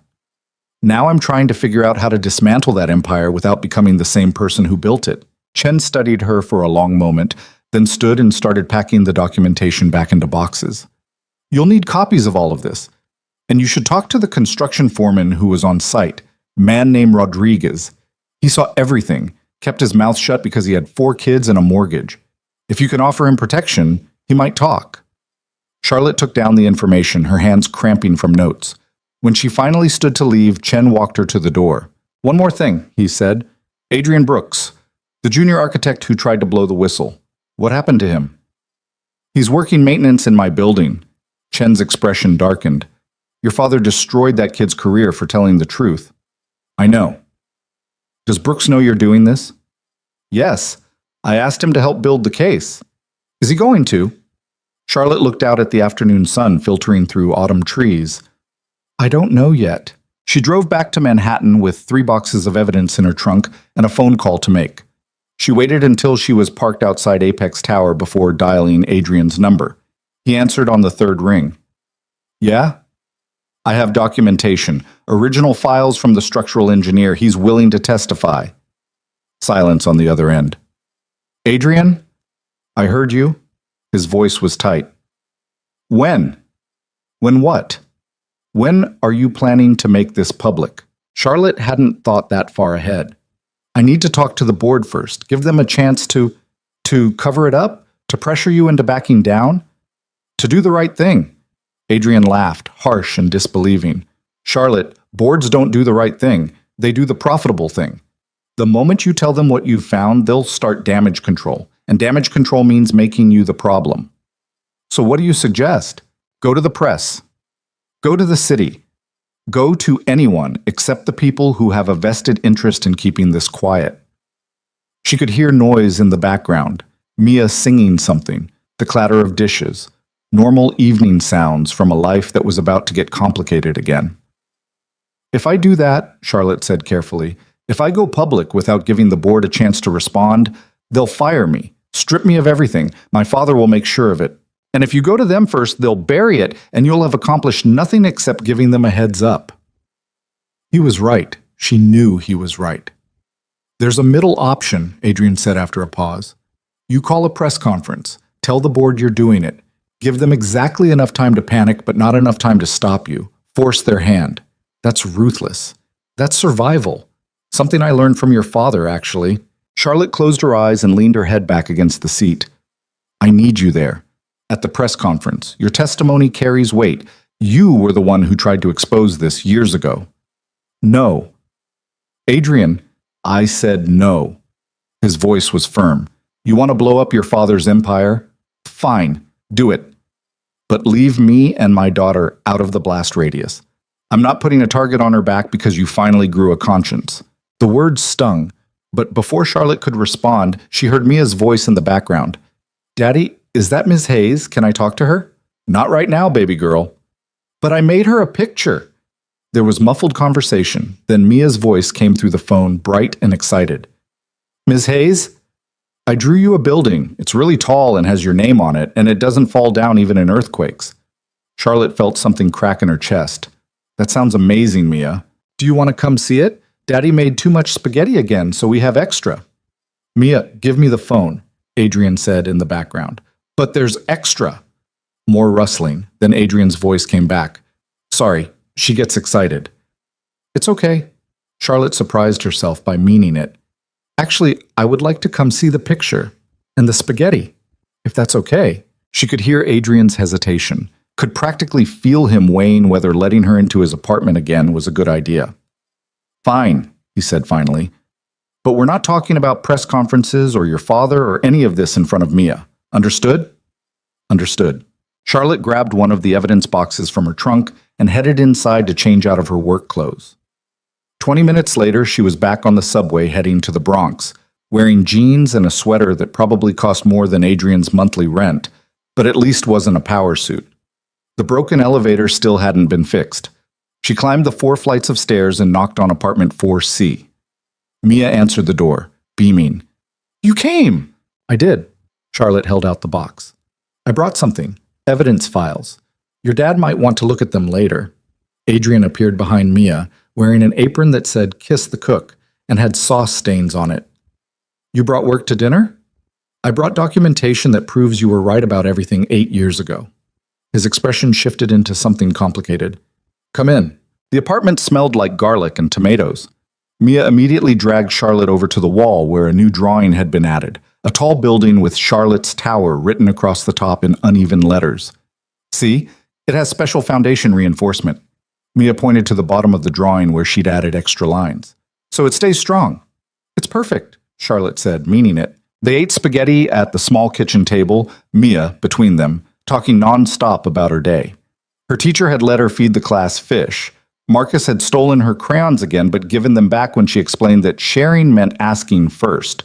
She'd learned a new word, photosynthesis, and wanted to tell everyone about it. Adrian listened with the kind of attention that suggested this was his favorite part of every day. Not the work, not the struggle. Just this, his daughter talking about fish and crayons and plants making food from sunlight. Charlotte watched them and felt something she couldn't quite name. Not jealousy exactly. More like grief for something she'd never had. Her own father had rarely eaten dinner with her, had been too busy building his empire to ask about her day or listen to her talk about things that didn't matter. Ms. Hayes? Mia was looking at her expectantly. Sorry, what? I asked if you have plants in your tall building. I have a few in my office. Do they do photosynthesis? Probably. I don't pay much attention to them, honestly. Mia looked scandalized. But they're alive. You have to pay attention to things that are alive. Adrian hid a smile behind his water glass. After dinner, Mia insisted on showing Charlotte her entire book collection, which was impressive for a first grader. They sat on the floor while Mia read aloud from a chapter book about a girl who built a robot. That's what I want to do when I grow up, Mia announced. Build robots or buildings, or maybe robot buildings. Those are good goals, Charlotte said. What did you want to be when you were little? Charlotte tried to remember. I don't think I had a choice. My father always told me I'd run the company someday, so that's what I prepared for. That's sad, Mia said with brutal honesty. Everybody should get to choose. Mia, Adrian warned from the kitchen where he was doing dishes. Not everyone's life works that way. Well, it should. Mia turned back to her book with the absolute certainty of a 6-year-old who believed the world could be fair if people just tried harder. After Mia went to bed, after the stories and the water and the tucking in, Adrian and Charlotte sat at the kitchen table with the evidence box between them. Adrian pulled out files and read through them in silence, his expression getting darker with each page. He has everything, he said finally. Chen kept copies of everything I tried to tell people about. I know. The material substitutions, the altered specs, the pressure to sign off without additional testing. Adrian set down a document and looked at her. This is it. This is what I needed 8 years ago. I'm sorry it took this long. Sorry doesn't change the past. But his voice was softer than the words suggested. What are you going to do with it? Charlotte explained her plan. The press conference, the board notification, the timing designed to force accountability before anyone could bury the evidence again. When? Adrian asked. Monday morning, 10 a.m. I've already reserved the conference room at the Apex building. So in 5 days, you're going to publicly destroy your father and probably your own career. Yes. Adrian leaned back in his chair. You're really doing this. I told you I was. I didn't actually believe you. He ran a hand through his hair. I thought you'd look at the evidence, feel bad for a while, then decide it was too risky and bury it like your father did. Is that what you would have done? 8 years ago? No. I would have fought, would have screamed the truth from every rooftop until someone listened. He looked at Mia's curtained-off bed area. Now? With a kid depending on me? Yeah, I probably would have buried it, because fighting rich people when you're poor is a great way to end up homeless. Charlotte followed his gaze. How did it happen? Mia, you said her mother isn't in the picture, never has been. Adrian's jaw tightened. I was dating someone casually after after everything fell apart. It wasn't serious. Then she got pregnant and decided she didn't want to be a mother, but wasn't sure about abortion. I told her whatever she decided, I'd support it. She decided to have the baby and let me raise her alone. That must have been terrifying. It was. I was 24, unemployed, blacklisted from my profession, and about to become a single father. He smiled slightly. Mia was the best thing that ever happened to me, even when everything else was falling apart. She's lucky to have you. I'm lucky to have her. Adrian looked at Charlotte directly. Which is why I can't be part of your press conference. I can't risk your father coming after me again, after us. I have to protect her. I understand. Do you? Because you keep asking me to help, and I keep telling you I can't, and you keep showing up anyway. Charlotte started to respond, then stopped, because he was right. She did keep showing up, kept inserting herself into his life like she had a right to be there. I should go, she said, starting to stand. Wait. Adrian caught her wrist.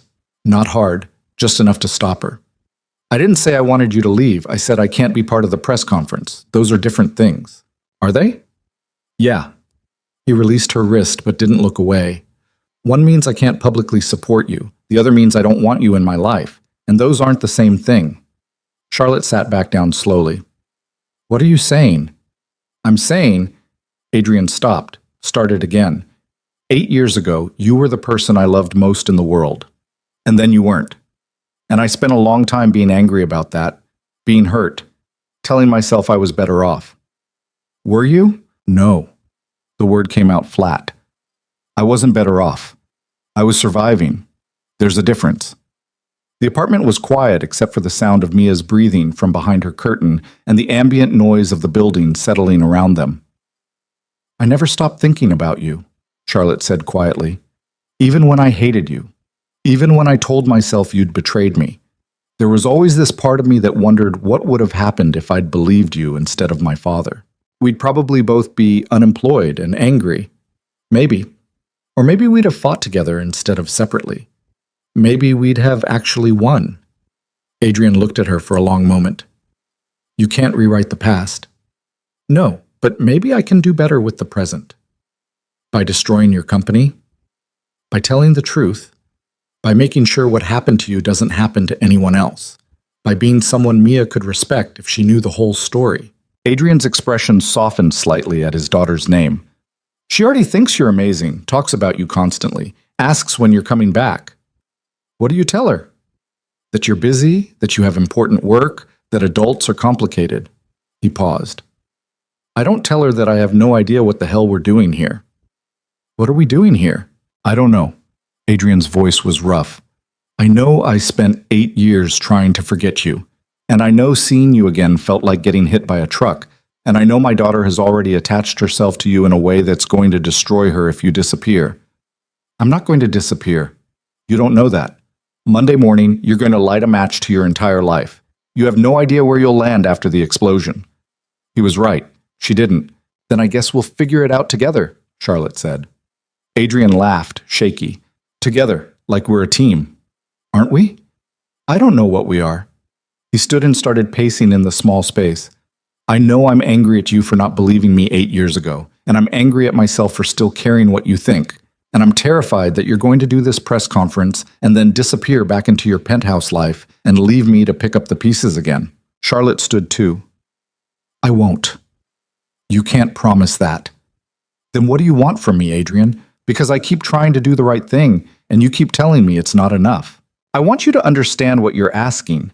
His voice rose slightly, then dropped when he remembered Mia was sleeping.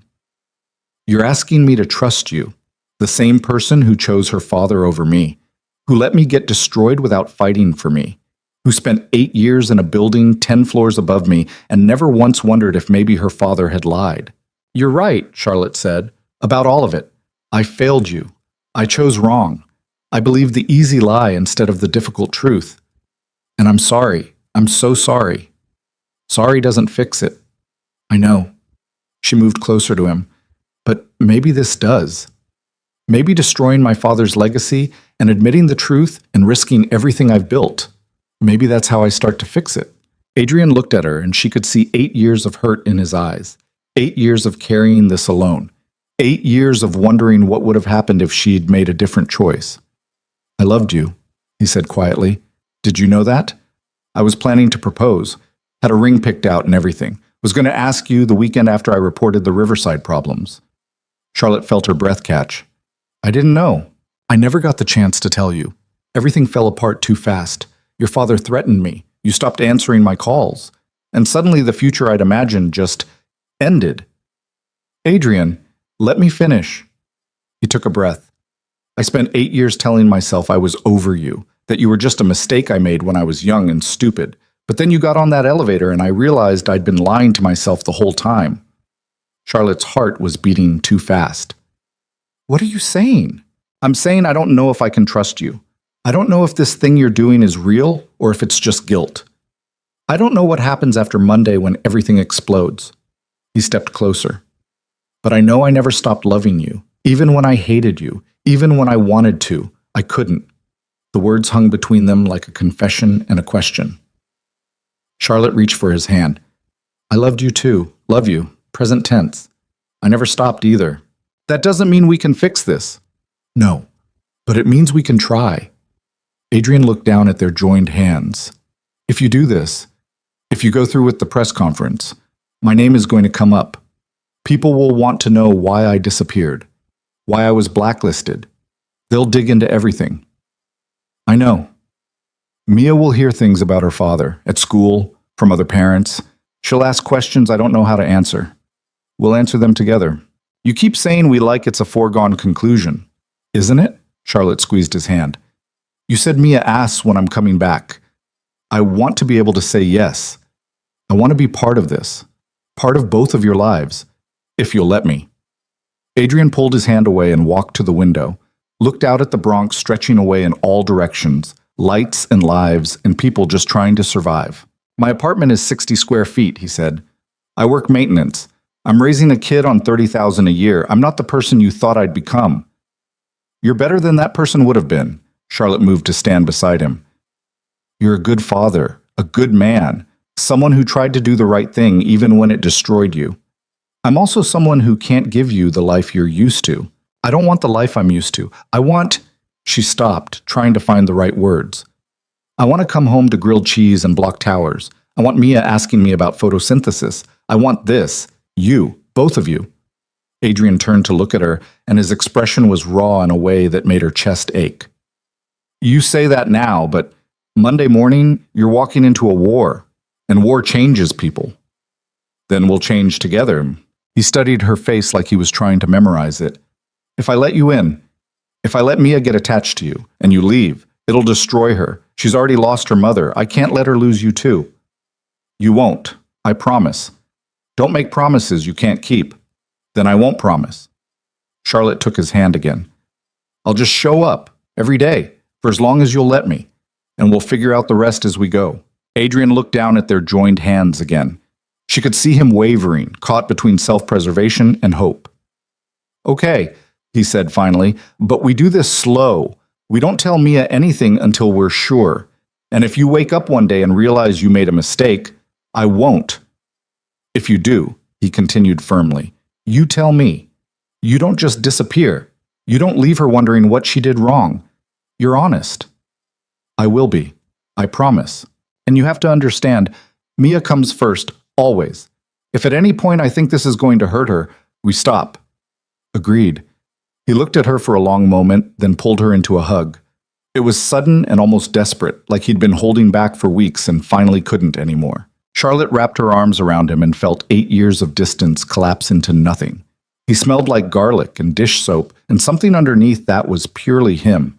She'd forgotten how perfectly they fit together, how his chin rested on top of her head, how his arms made her feel safe in a way nothing else ever had.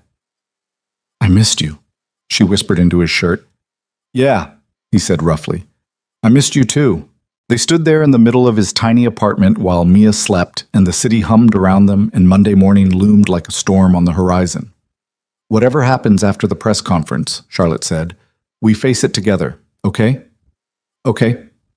Adrian pulled back enough to look at her. But you should know, if your father comes after us, I'm not going to just roll over this time. I have Mia to protect. I'll fight back. Good, because I'm going to need someone who knows how to fight. He almost smiled. You're going into this completely unprepared, you know that? I have evidence. I have Chen's testimony. I have the truth. You have a target on your back and no idea how ruthless your father can be. Then teach me. Charlotte stepped back but kept hold of his hands. You survived him once. Help me survive him now. Adrian looked at her, really looked at her, and she could see the moment he made his decision. "All right," he said, "but we start now. You need to anticipate every attack he's going to make, every angle he'll use to discredit you, every way he'll try to make this about you instead of about the fraud." They spent the next 2 hours at the kitchen table, Adrian walking her through every tactic Richard Hayes had used against him 8 years ago, every threat, every manipulation, every way he twisted the truth to make Adrian look like the villain. "He'll say you're unstable," Adrian explained, "that you're making wild accusations because of stress. He'll point to the fact that you're targeting your own father as evidence of mental breakdown. I can handle that." "Can you?"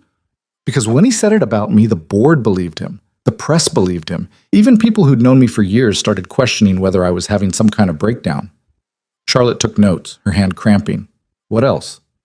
"He'll attack your competence. Say you never understood the technical aspects of construction. That you're in over your head and making accusations based on documents you don't actually understand. I have Chen, he can verify the technical aspects. And your father will attack Chen's credibility. Say he's senile, bitter about being forced into retirement, making false claims for attention. Then I'll find other witnesses, other people who saw the fraud. Good. You'll need multiple sources. Independent verification, documents that can't be explained away." Adrian paused. "And you'll need to protect yourself legally, have a lawyer present at the press conference. Make sure everything you say is defensible." They worked through scenarios until almost midnight. By the time Charlotte finally stood to leave, her head was spinning with strategies and counterattacks and contingency plans. "Thank you," she said at the door, "for helping. Even though you think I'm walking into a disaster." "I know you're walking into a disaster." Adrian leaned against the doorframe. "But maybe this time you won't have to walk through it alone." Charlotte kissed him before she could overthink it. Just a quick press of lips that tasted like hope and terror and something that felt dangerously close to falling in love all over again. Adrian kissed her back, his hand coming up to cup her face. When they pulled apart, they were both breathing hard. "That was," Charlotte started. "A bad idea," Adrian finished. "We're in the middle of a crisis. We have no idea what's going to happen Monday. We shouldn't complicate this." "Right. Definitely not. We should wait. Be smart about this." "Absolutely." They looked at each other for a beat, then Adrian pulled her back in and kissed her properly.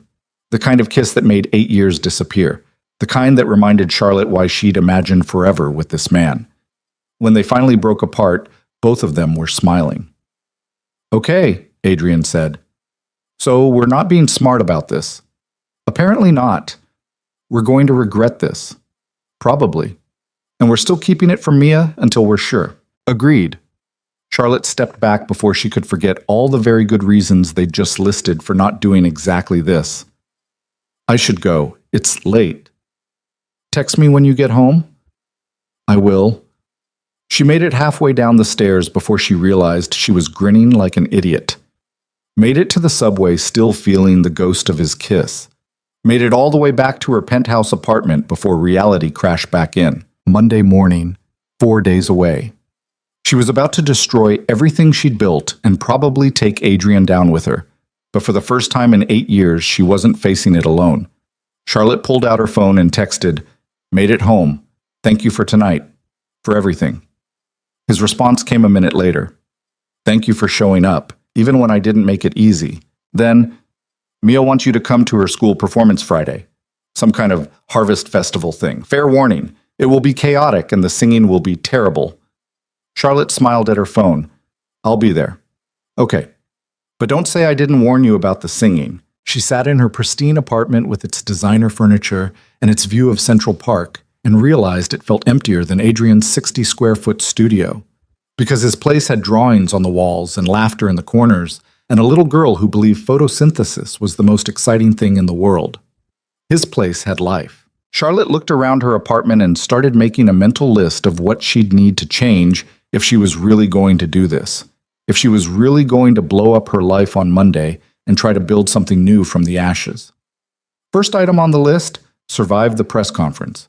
Second, figure out how to be the kind of person Mia and Adrian deserved. Third, stop thinking in lists and just feel something for once. She set down her phone and walked to her window. Across the river, somewhere in the Bronx, Adrian was probably checking on Mia one last time before bed. making sure she was warm, making sure she was safe. Charlotte pressed her palm against the glass and made herself a promise. Whatever happened Monday, whatever her father threw at her, whatever the cost, she wouldn't run this time. She'd fight. Friday afternoon arrived with unseasonably warm weather and the kind of nervous energy that only existed in elementary school auditoriums before performances. Charlotte sat in a folding chair that was too small for adults, wedged between a mother with twin toddlers and a father checking his work email, and tried to remember the last time she'd been to anything like this. She couldn't. Adrian was 3 rows ahead with Mrs. Chen, who'd apparently become a surrogate grandmother to Mia over the years. He turned and caught Charlotte's eye, gave her a small smile that made her stomach flip. They hadn't seen each other since Wednesday night, hadn't kissed again, had exchanged approximately 70 text messages that ranged from press conference strategy to Mia's latest observations about the unfairness of bedtimes. Charlotte was trying very hard not to think about Monday, about what she was going to say, about her father's inevitable response, about the possibility that in 4 days she'd be unemployed and possibly facing legal action and definitely persona non grata in the only industry she'd ever known. The lights dimmed. A teacher walked onto the stage and started explaining the Harvest Festival performance in a voice that suggested this was her 15th year doing this, and she was very tired. Then the first graders filed out, each wearing construction paper leaves pinned to their shirts. Mia was near the end of the line, her eyes scanning the audience until she found Adrian. Her whole face lit up. Then she spotted Charlotte, and her smile got even bigger, and Charlotte felt something crack open in her chest. The singing was, as Adrian had warned, terrible. Enthusiastically terrible. The kind of off-key chaos that only small children could produce while genuinely believing they sounded amazing. Mia sang every word at maximum volume, her hand gestures slightly offbeat, but fully committed. Charlotte pulled out her phone and started recording, the same way every other parent in the auditorium was doing, and realized with sudden clarity that this was what she'd been missing. This messy, imperfect, completely human moment where nobody cared about profit margins or corporate strategy or building empires. They just cared about kids singing badly about autumn leaves. After the performance, they waited in the hallway while Mia collected her construction paper costume and said goodbye to her friends. Adrian stood close enough that Charlotte could feel the warmth radiating from him. "Thank you for coming," he said quietly. "Thank you for inviting me." Mia's been talking about it all week. She told everyone her friend Charlotte was coming to watch her. Friend Charlotte. Charlotte tested the words. I can live with that. For now. Adrian's hand brushed against hers, deliberate but careful.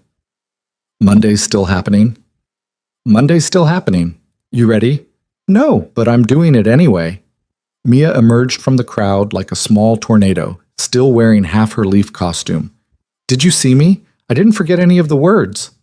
You were perfect, Charlotte said. I messed up the hand motions in the second verse. Nobody noticed. I noticed, but Mia was grinning. Can we get ice cream to celebrate? Adrian checked his watch. It's 4:30 on a Friday, and you have homework. Homework can wait. Ice cream can't. It melts. That's actually solid logic, Charlotte said. Adrian gave her a look. You're not helping. I'm helping Mia make her case. They ended up at a small ice cream shop 3 blocks from the school, the kind of place with mismatched furniture and flavors written on a chalkboard.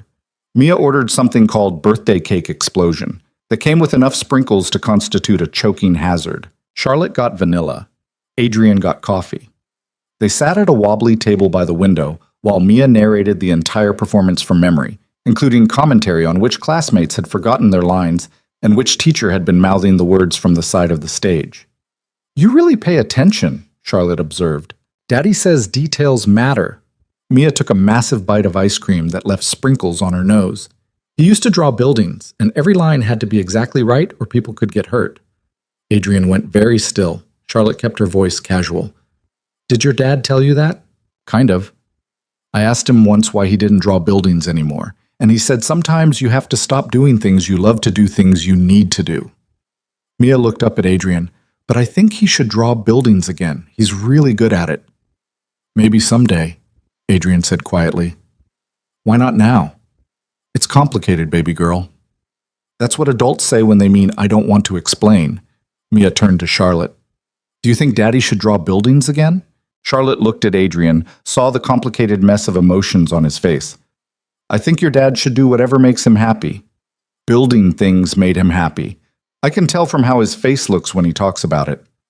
Out of the mouths of 6-year-olds, Charlotte thought. Kids saw things adults tried to hide. After ice cream, they walked Mia back to the apartment. Mrs. Chen had offered to watch her for the evening. Something about dumplings and a movie, which meant Adrian and Charlotte suddenly had unexpected time alone. They stood on the sidewalk outside Adrian's building, neither quite ready to leave. "Want to walk?" Adrian asked. "Where?" "Nowhere specific, just walk." They headed toward a small park a few blocks away, the kind of neglected green space that existed in every neighborhood. Broken playground equipment, graffitied benches, basketball court with a missing hoop. But there were also families, kids playing, people just existing in public space together. They sat on a bench that had seen better decades. "I'm terrified," Charlotte said suddenly. "About Monday. About all of it." "Good, you should be." "That's not particularly comforting." "I'm not trying to comfort you." Adrian stretched his legs out, looking at the basketball court where teenagers were playing a chaotic game. "I'm trying to be honest. What you're about to do is terrifying. Your father is going to come at you with everything he has. The board might turn on you. The press might destroy you. You could lose everything." "I know. But you're still going to do it." "Yes." Adrian was quiet for a moment. "Why? And don't say it's because it's the right thing. I need to understand what's actually driving this." Charlotte thought about the question. Really thought about it. "Because I looked at Mia in that boiler room," she said finally, "and I realized that every decision my father ever made put profit before people.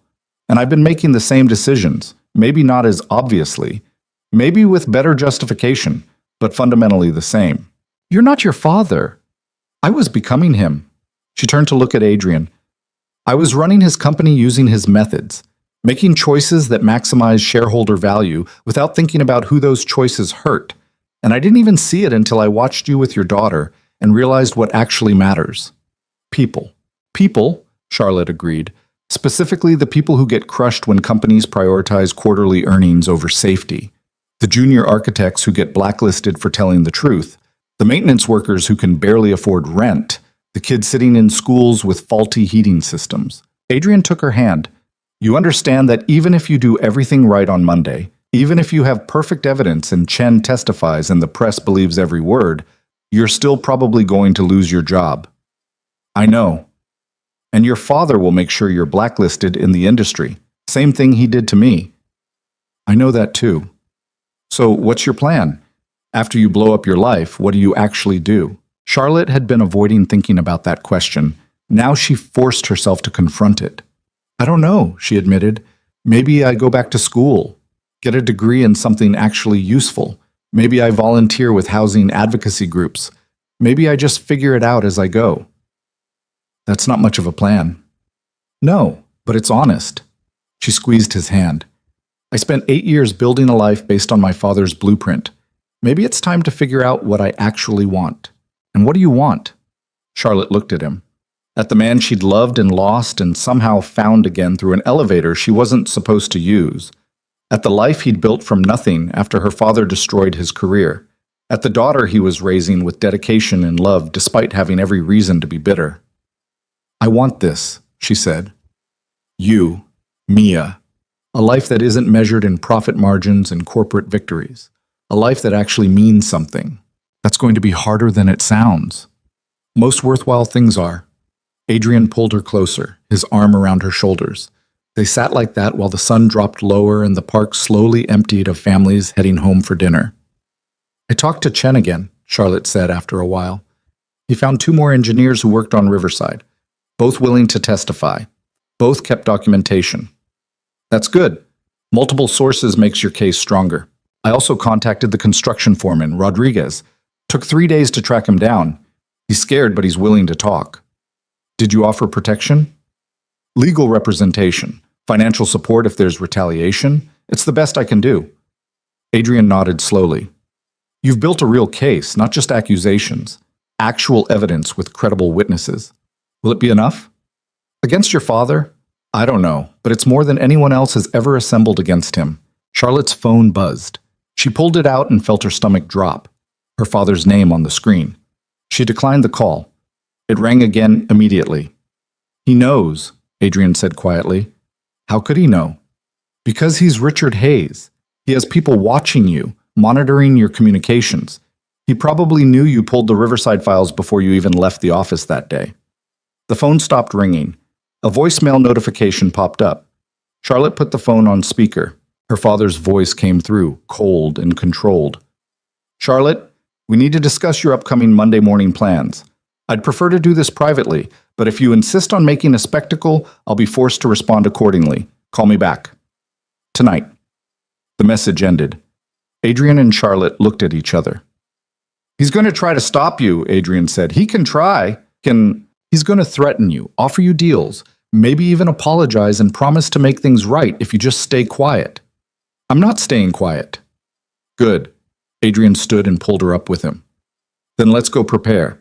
Because if your father knows about Monday, he's already building his counterattack. They went back to Adrian's apartment. Mrs. Chen had Mia for another 2 hours, which gave them time to strategize. Adrian pulled out a notebook and started mapping out potential attacks. He'll go after your credibility first, Adrian said, writing quickly. Claim you're having a breakdown. Point to the stress of running the company. Maybe even suggest you need psychiatric evaluation. That's insane. That's exactly what he did to me, and it worked. Charlotte felt cold. What do I do about it? Have your lawyer present documentation of your mental health, recent evaluations, letters from colleagues attesting to your competence. Make it impossible for him to paint you as unstable without looking like he's attacking his own daughter. They worked through scenarios for an hour. What to say if the board demanded her resignation? How to respond if her father produced altered documents?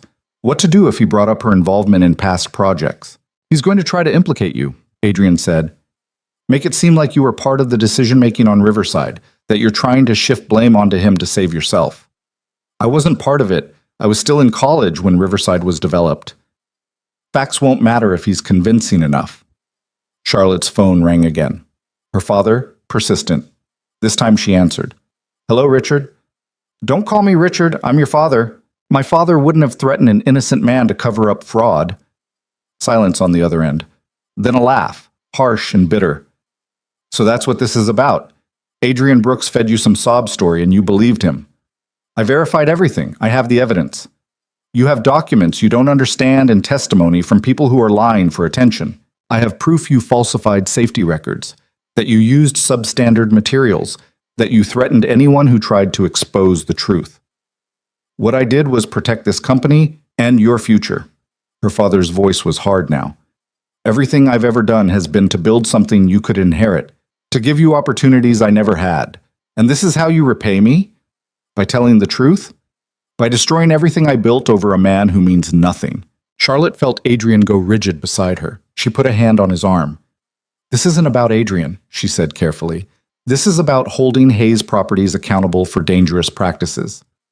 Hayes Properties is you, Charlotte. You're the CEO. You think exposing past projects won't touch you? You'll go down with me. Then I go down. Another pause. When her father spoke again, his tone had shifted into something almost gentle. Charlotte. Sweetheart, you're not thinking clearly. I understand you have feelings for Brooks. I understand you feel guilty about what happened 8 years ago, but throwing away your career won't change the past. I'm not trying to change the past. I'm trying to do better in the present. By committing professional suicide? By being someone I can respect when I look in the mirror. That's naive idealism. That's not how the real world works. Charlotte looked at Adrian, who was listening to every word. Thought about Mia asking why her father didn't draw buildings anymore. Thought about 8 years of living with a lie. Maybe the real world should work differently, she said quietly. Her father's voice went ice cold.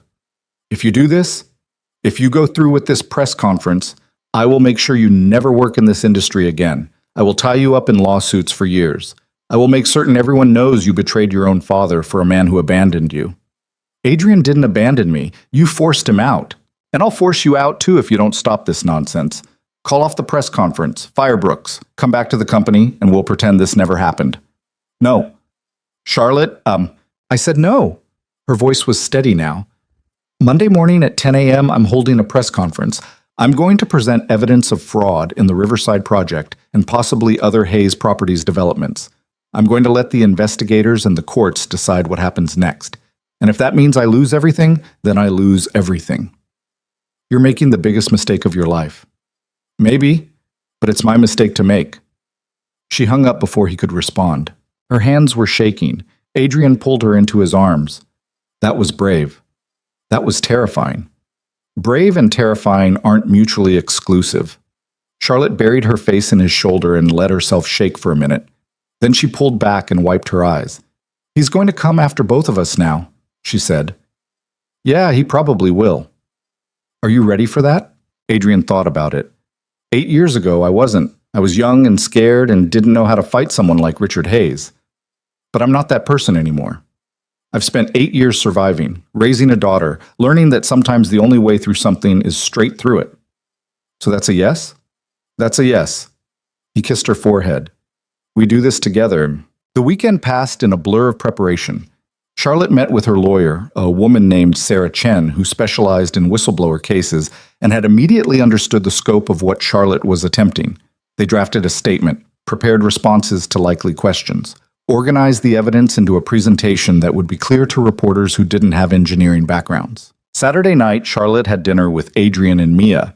They made pizza from scratch, Mia helping with the toppings and getting sauce everywhere. It was chaotic and messy and perfect.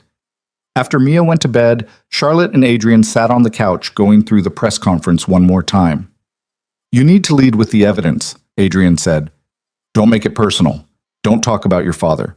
Just present the facts and let people draw their own conclusions. The facts are damning enough. Exactly. Let them speak for themselves. Charlotte leaned against him, exhausted. What if nobody cares? What if I do all this and it just gets buried anyway? Then at least you tried. At least you told the truth. That's not much of a consolation prize. No, but it's something. Adrian kissed the top of her head. Besides, I think you're underestimating how big this is going to be. CEO exposes her own father's fraud? That's going to make headlines. I don't want headlines. I want accountability. You might get both. Sunday, Charlotte barely slept.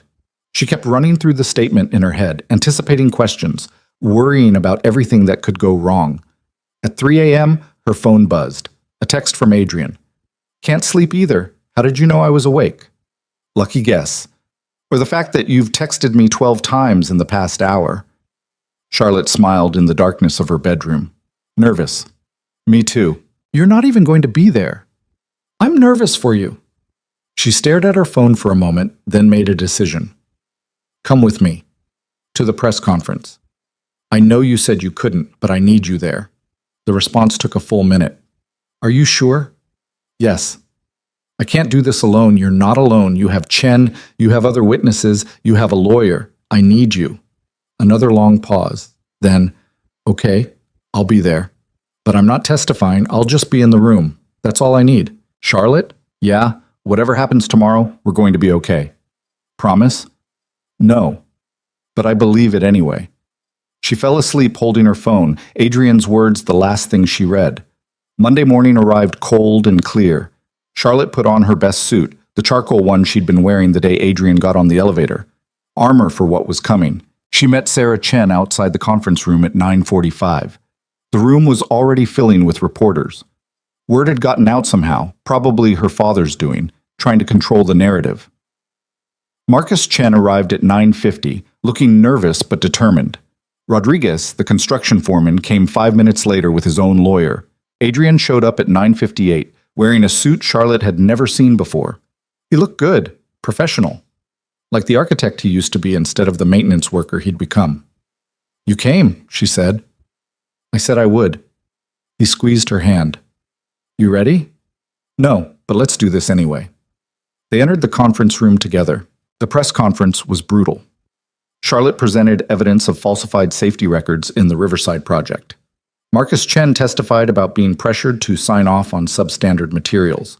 Rodriguez described watching corners being cut and being told to keep quiet. Reporters asked hard questions, asked if Charlotte had been involved in the decisions, asked why she was coming forward now, asked if this was motivated by a personal vendetta. Charlotte answered every question honestly, admitted she'd been naive 8 years ago, admitted she'd believed her father's lies, admitted she was doing this now because it was the right thing to do, even if the timing looked suspicious. 45 minutes in, the conference room doors opened. Richard Hayes walked in with his own lawyer and 3 members of the Hayes Properties Board. The room went silent. "I'd like to make a statement," Richard said, his voice carrying across the room. Sarah Chen stood. "Mr. Hayes, this is not your press conference. It is when it concerns my company and my daughter's unfounded allegations." Charlotte's heart was pounding, but she kept her voice level. "The allegations are documented. We have testimony from multiple witnesses. We have evidence that—" "You have documents you don't understand and desperate people willing to lie for money," Richard cut in. He turned to the reporters. "My daughter has been under tremendous stress running Hayes Properties. I've been concerned about her mental state for months. This press conference is evidence that my concerns were warranted." "Don't do that," Charlotte said quietly. "Don't make this about my mental health." "Then what should I make it about? Your relationship with Adrian Brooks, a disgraced former employee who was fired for professional misconduct? This entire spectacle is driven by your inappropriate involvement with a man who has a vendetta against this company." Adrian stood. "I was forced out because I tried to report safety violations. The same violations your daughter is documenting right now. You were let go because you were incompetent and unstable. Nothing's changed except now you've convinced my daughter to destroy her own career." "I made this decision myself," Charlotte said. "Adrian didn't convince me of anything. I looked at the evidence, I verified the facts. I chose to come forward because Hayes Properties has a pattern of prioritizing profit over safety." "A pattern you were part of," Richard shot back. "You've been CEO for 2 years. You've approved budgets. You've signed off on projects. If there's corruption at Hayes Properties, you're complicit." The words landed like he'd intended, creating doubt, making it seem like Charlotte was trying to shift blame, but she'd prepared for this. "You're right," Charlotte said clearly. "I have been complicit. For 2 years as CEO, and before that as VP of Operations. I've made decisions that prioritized financial performance over everything else. I've approved budgets that cut corners. I've perpetuated a system my father built." The admission seemed to catch Richard off guard. "But that ends today," Charlotte continued. "Today I'm admitting that I was wrong, that the company culture at Hayes Properties is fundamentally corrupt, that we need external investigation and independent oversight. And yes, that might mean I face consequences too, but the alternative is continuing to put people at risk." Sarah Chen stepped forward with a folder. "We've already contacted the city's building department and the state attorney general's office. Both have agreed to open investigations into Hayes Properties' construction practices. This isn't about one project or one person. It's about systemic fraud." Richard's expression hardened. "You're destroying this company." "I'm trying to save it," Charlotte said, "by forcing accountability, by making sure this never happens again. You're destroying your own legacy." "My legacy was built on lies. I'd rather start over with the truth." Her father looked at her like he was seeing a stranger. "You're just like your mother. Weak, sentimental, willing to throw away everything for meaningless principles." The mention of her mother, dead for 15 years, barely spoken of, hit harder than Charlotte expected. But Adrian was there, his hand on her back, steady. "We're done here," Richard said to his board members. "Charlotte, you have until end of business today to resign. If you don't, the board will vote to remove you." "Then I guess I'm getting removed." Charlotte stood straighter. "Because I'm not resigning. I'm going to stay CEO for as long as it takes to cooperate with the investigations, to provide documentation, to make sure every project gets reviewed and every victim gets heard." "There are no victims. Tell that to the families living in buildings you cut corners on. Tell that to the kids in schools with faulty heating systems. Tell that to every person whose safety you gambled with to increase profit margins." Richard moved closer, lowering his voice so only Charlotte could hear. "You're choosing him over your own family." "I'm choosing what's right over what's easy. That's the same thing." "No," Charlotte said, "it's really not." Her father left with his entourage. The board members looked shell-shocked. The reporters were already typing frantically. The press conference continued for another 30 minutes. More questions, more testimony, more evidence presented in excruciating detail. When it finally ended, Charlotte walked out of the conference room feeling like she'd been through a war. Adrian caught her before she could collapse. "You did it. I destroyed my career. You told the truth." "Same thing." "No." He echoed her words to her father. "It's really not." The fallout was immediate and brutal. By noon, Charlotte had been officially removed as CEO by an emergency board vote. By evening, her father had issued a statement calling her emotionally unstable and claiming the allegations were baseless. But the investigations proceeded anyway. The city building department announced a comprehensive review of all Hayes Properties developments. The Attorney General opened a criminal inquiry. Other witnesses started coming forward, workers, inspectors, suppliers who'd been pressured to stay quiet. The story dominated the news cycle for a week. Charlotte gave no more interviews, but she cooperated fully with investigators, provided documentation, made herself available for depositions. She also cleaned out her office on Tuesday morning, 24 hours after the press conference. Sarah Chen was there to make sure building security didn't harass her. Morrison showed up while Charlotte was packing. "I heard what happened," he said awkwardly. "I wanted to say, what you did took guts." Charlotte looked at him. "You're not going to call me crazy like my father did?" "No, I've been working in this building for 15 years. I've seen the shortcuts, the pressure to cut costs. I never said anything because I needed my job." He paused. "But I should have. So thank you for being braver than I was." After he left, Charlotte sat in her empty office and let herself feel it.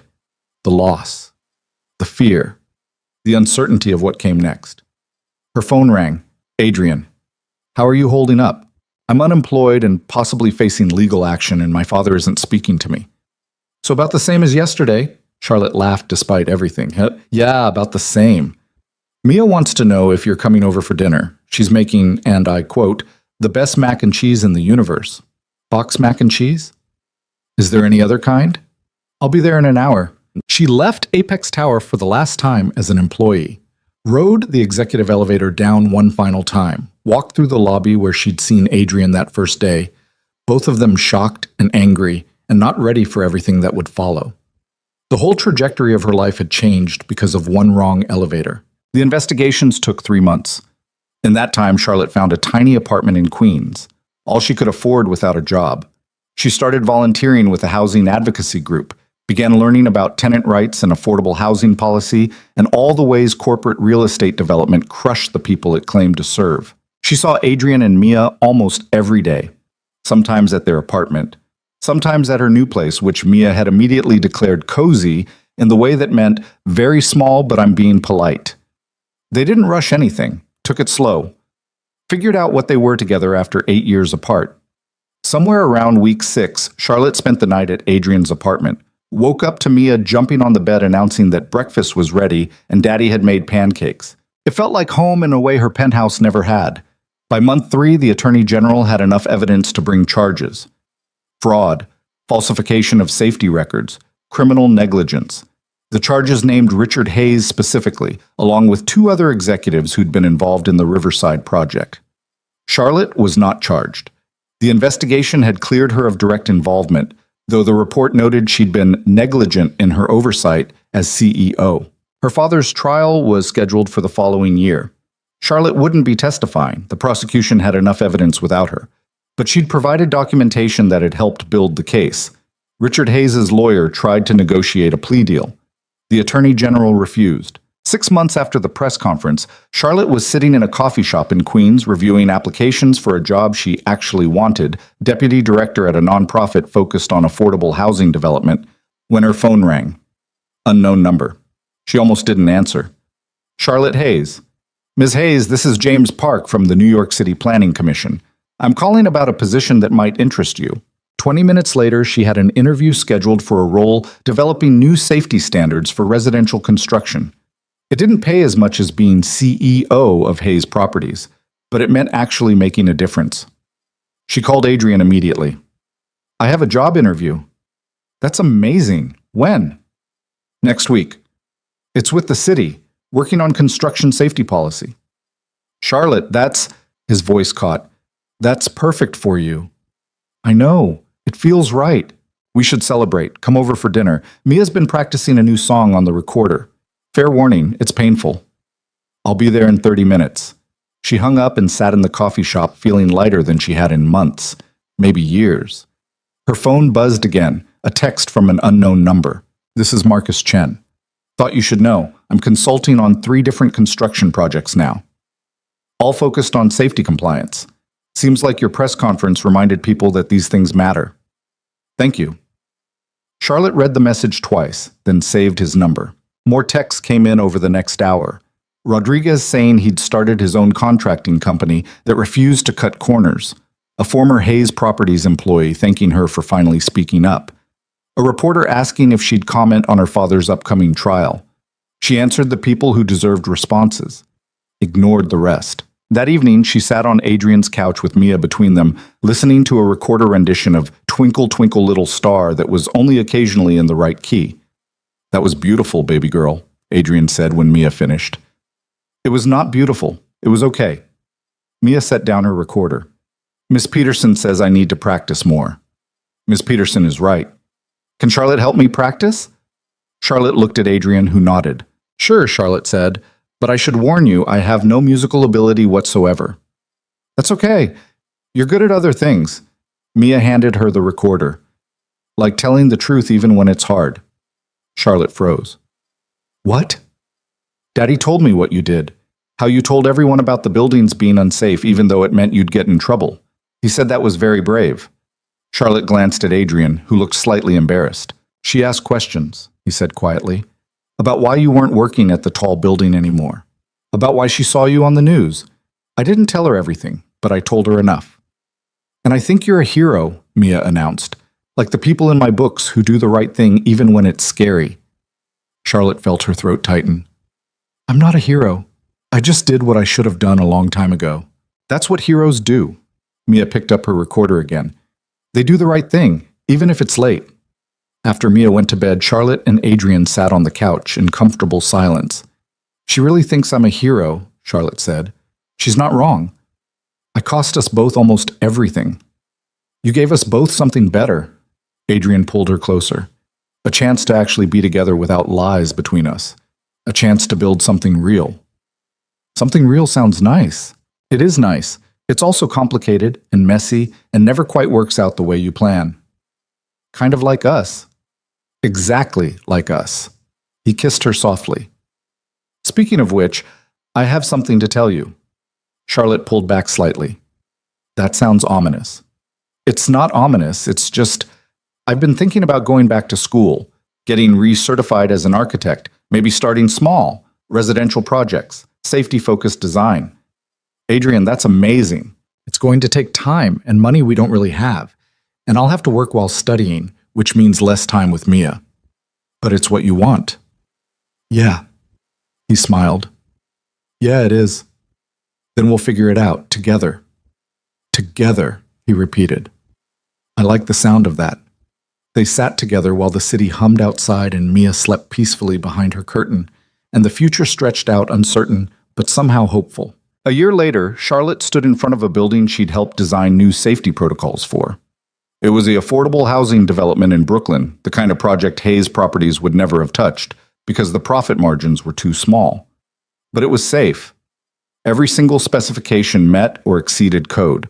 Every material had been tested. Every corner that could have been cut hadn't been. Adrian stood next to her, holding Mia's hand. He'd started his recertification program 6 months ago and was already taking on small consulting projects. This is what we should have been building all along, Charlotte said quietly. Better late than never. That's becoming our motto. Could be worse. Mia tugged on Charlotte's sleeve. Is this the building you helped make safe? One of them. How many are there? 17 so far. We're working on more. That's a lot of people you're helping. That's the goal. They walked through the building, Charlotte pointing out safety features that had been implemented based on recommendations from her commission work. Mia asked questions about load-bearing walls and fire suppression systems with the kind of enthusiasm that suggested she'd inherited both her parents' interest in architecture. Both her parents. The thought caught Charlotte off guard.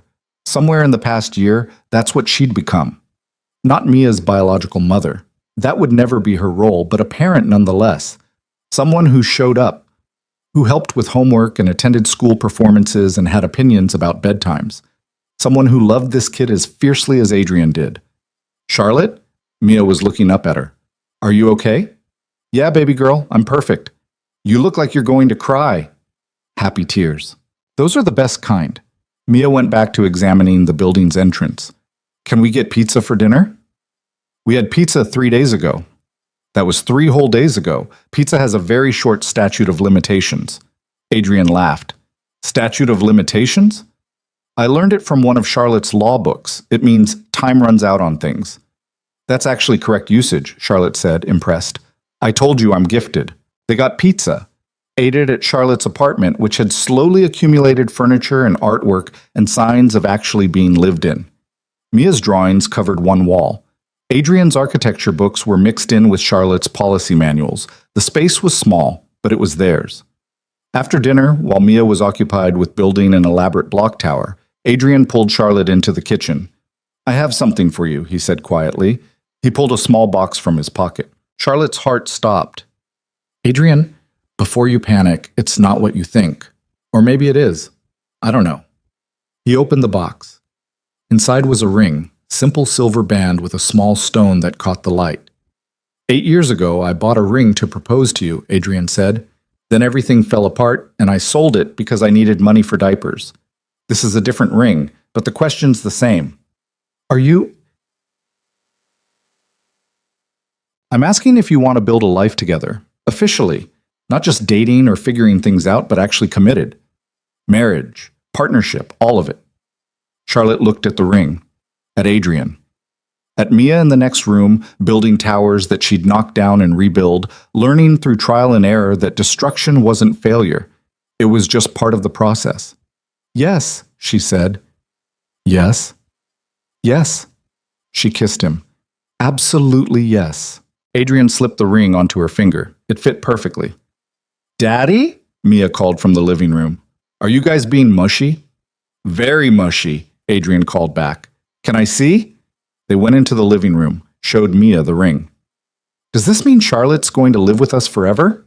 Mia asked. If that's okay with you, Charlotte said. Mia threw her arms around both of them. That's definitely okay with me. They stood there in Charlotte's small apartment, soon to be their apartment, and let themselves feel it. The improbable path that had led here. The elevator that had brought them back together. The choice to tell the truth even when it cost everything. 6 months later, they got married in a courthouse with Mrs. Chen and Marcus Chen as witnesses. Mia wore a dress she'd picked out herself and carried a bouquet she'd made from construction paper flowers. The reception was pizza in the park where Charlotte and Adrian had sat a year ago, talking about fear and risk and choosing to fight anyway. Richard Hayes didn't attend. He was 3 months into his trial, facing 15 years in prison if convicted. Charlotte had received one letter from him, a single page asking her to reconsider testifying, promising to make amends, claiming he'd only ever wanted what was best for her. She'd written back once. You wanted what was best for your empire. I want what's best for people. We were never going to agree on which mattered more. He hadn't responded. 2 years after the press conference, Charlotte was promoted to director of her department. Adrian got his architecture license reinstated and started his own firm specializing in affordable housing design. Mia was thriving in 3rd grade and had announced she wanted to be an architect who makes buildings for people who don't have enough money for regular buildings. They lived in a larger apartment now, 2 bedrooms in Queens, big enough for all of them to have space but small enough to still feel cozy. On the walls were Mia's drawings next to framed photographs of buildings Charlotte had helped make safe and Adrian's architectural sketches, evidence of a life built from scratch after everything else burned down. One evening, Charlotte came home to find Adrian and Mia building an elaborate city out of blocks and cardboard boxes. It covered the entire living room floor. What's all this? Charlotte asked. We're designing our dream neighborhood, Mia explained, with schools that have working heat and buildings that don't fall down and parks where everyone can play. Sounds ambitious. The best things usually are. Adrian looked up at her and smiled. Want to help? Charlotte set down her bag and joined them on the floor. Together they built structures that would never exist outside this living room but represented everything they believed in. Safety, accessibility, beauty, homes that were actually affordable, spaces designed for people instead of profit. This piece goes here, Mia said, handing Charlotte a block. For the foundation. Daddy says foundations are the most important part. Your daddy's right. They worked until bedtime, building and rebuilding, making corrections, learning from mistakes. When Mia finally went to bed, Charlotte and Adrian stayed on the floor, surrounded by their cardboard city. Do you ever miss it? Adrian asked. The penthouse? The corner office? Running an empire? Charlotte thought about it honestly. Sometimes I miss the simplicity of it. Everything measured in numbers, clear metrics for success. But I don't miss who I was becoming. I don't miss making decisions that hurt people I never had to look in the eye. She picked up one of Mia's drawings, a building with a sign that said, "Everyone welcome." This is better, smaller impact maybe, but real impact. Real impact, Adrian repeated. I like that. They sat in their living room, surrounded by evidence of the life they'd built together, and Charlotte thought about the elevator ride that had changed everything.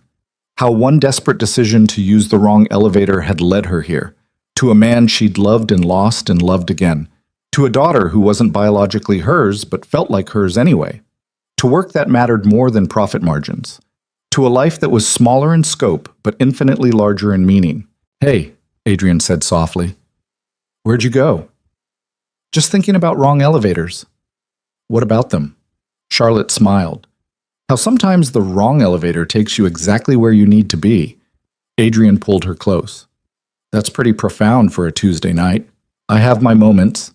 Yes, you do. They sat together while the city moved around them. Millions of people living millions of lives, making millions of choices that would ripple out in ways they couldn't predict. Charlotte had made her choice, had ridden the wrong elevator, had told the truth even when it destroyed her, had chosen love over legacy and people over profit, and she'd do it again, every single time. Because some mistakes weren't mistakes at all. They were just different paths to the same destination. Home.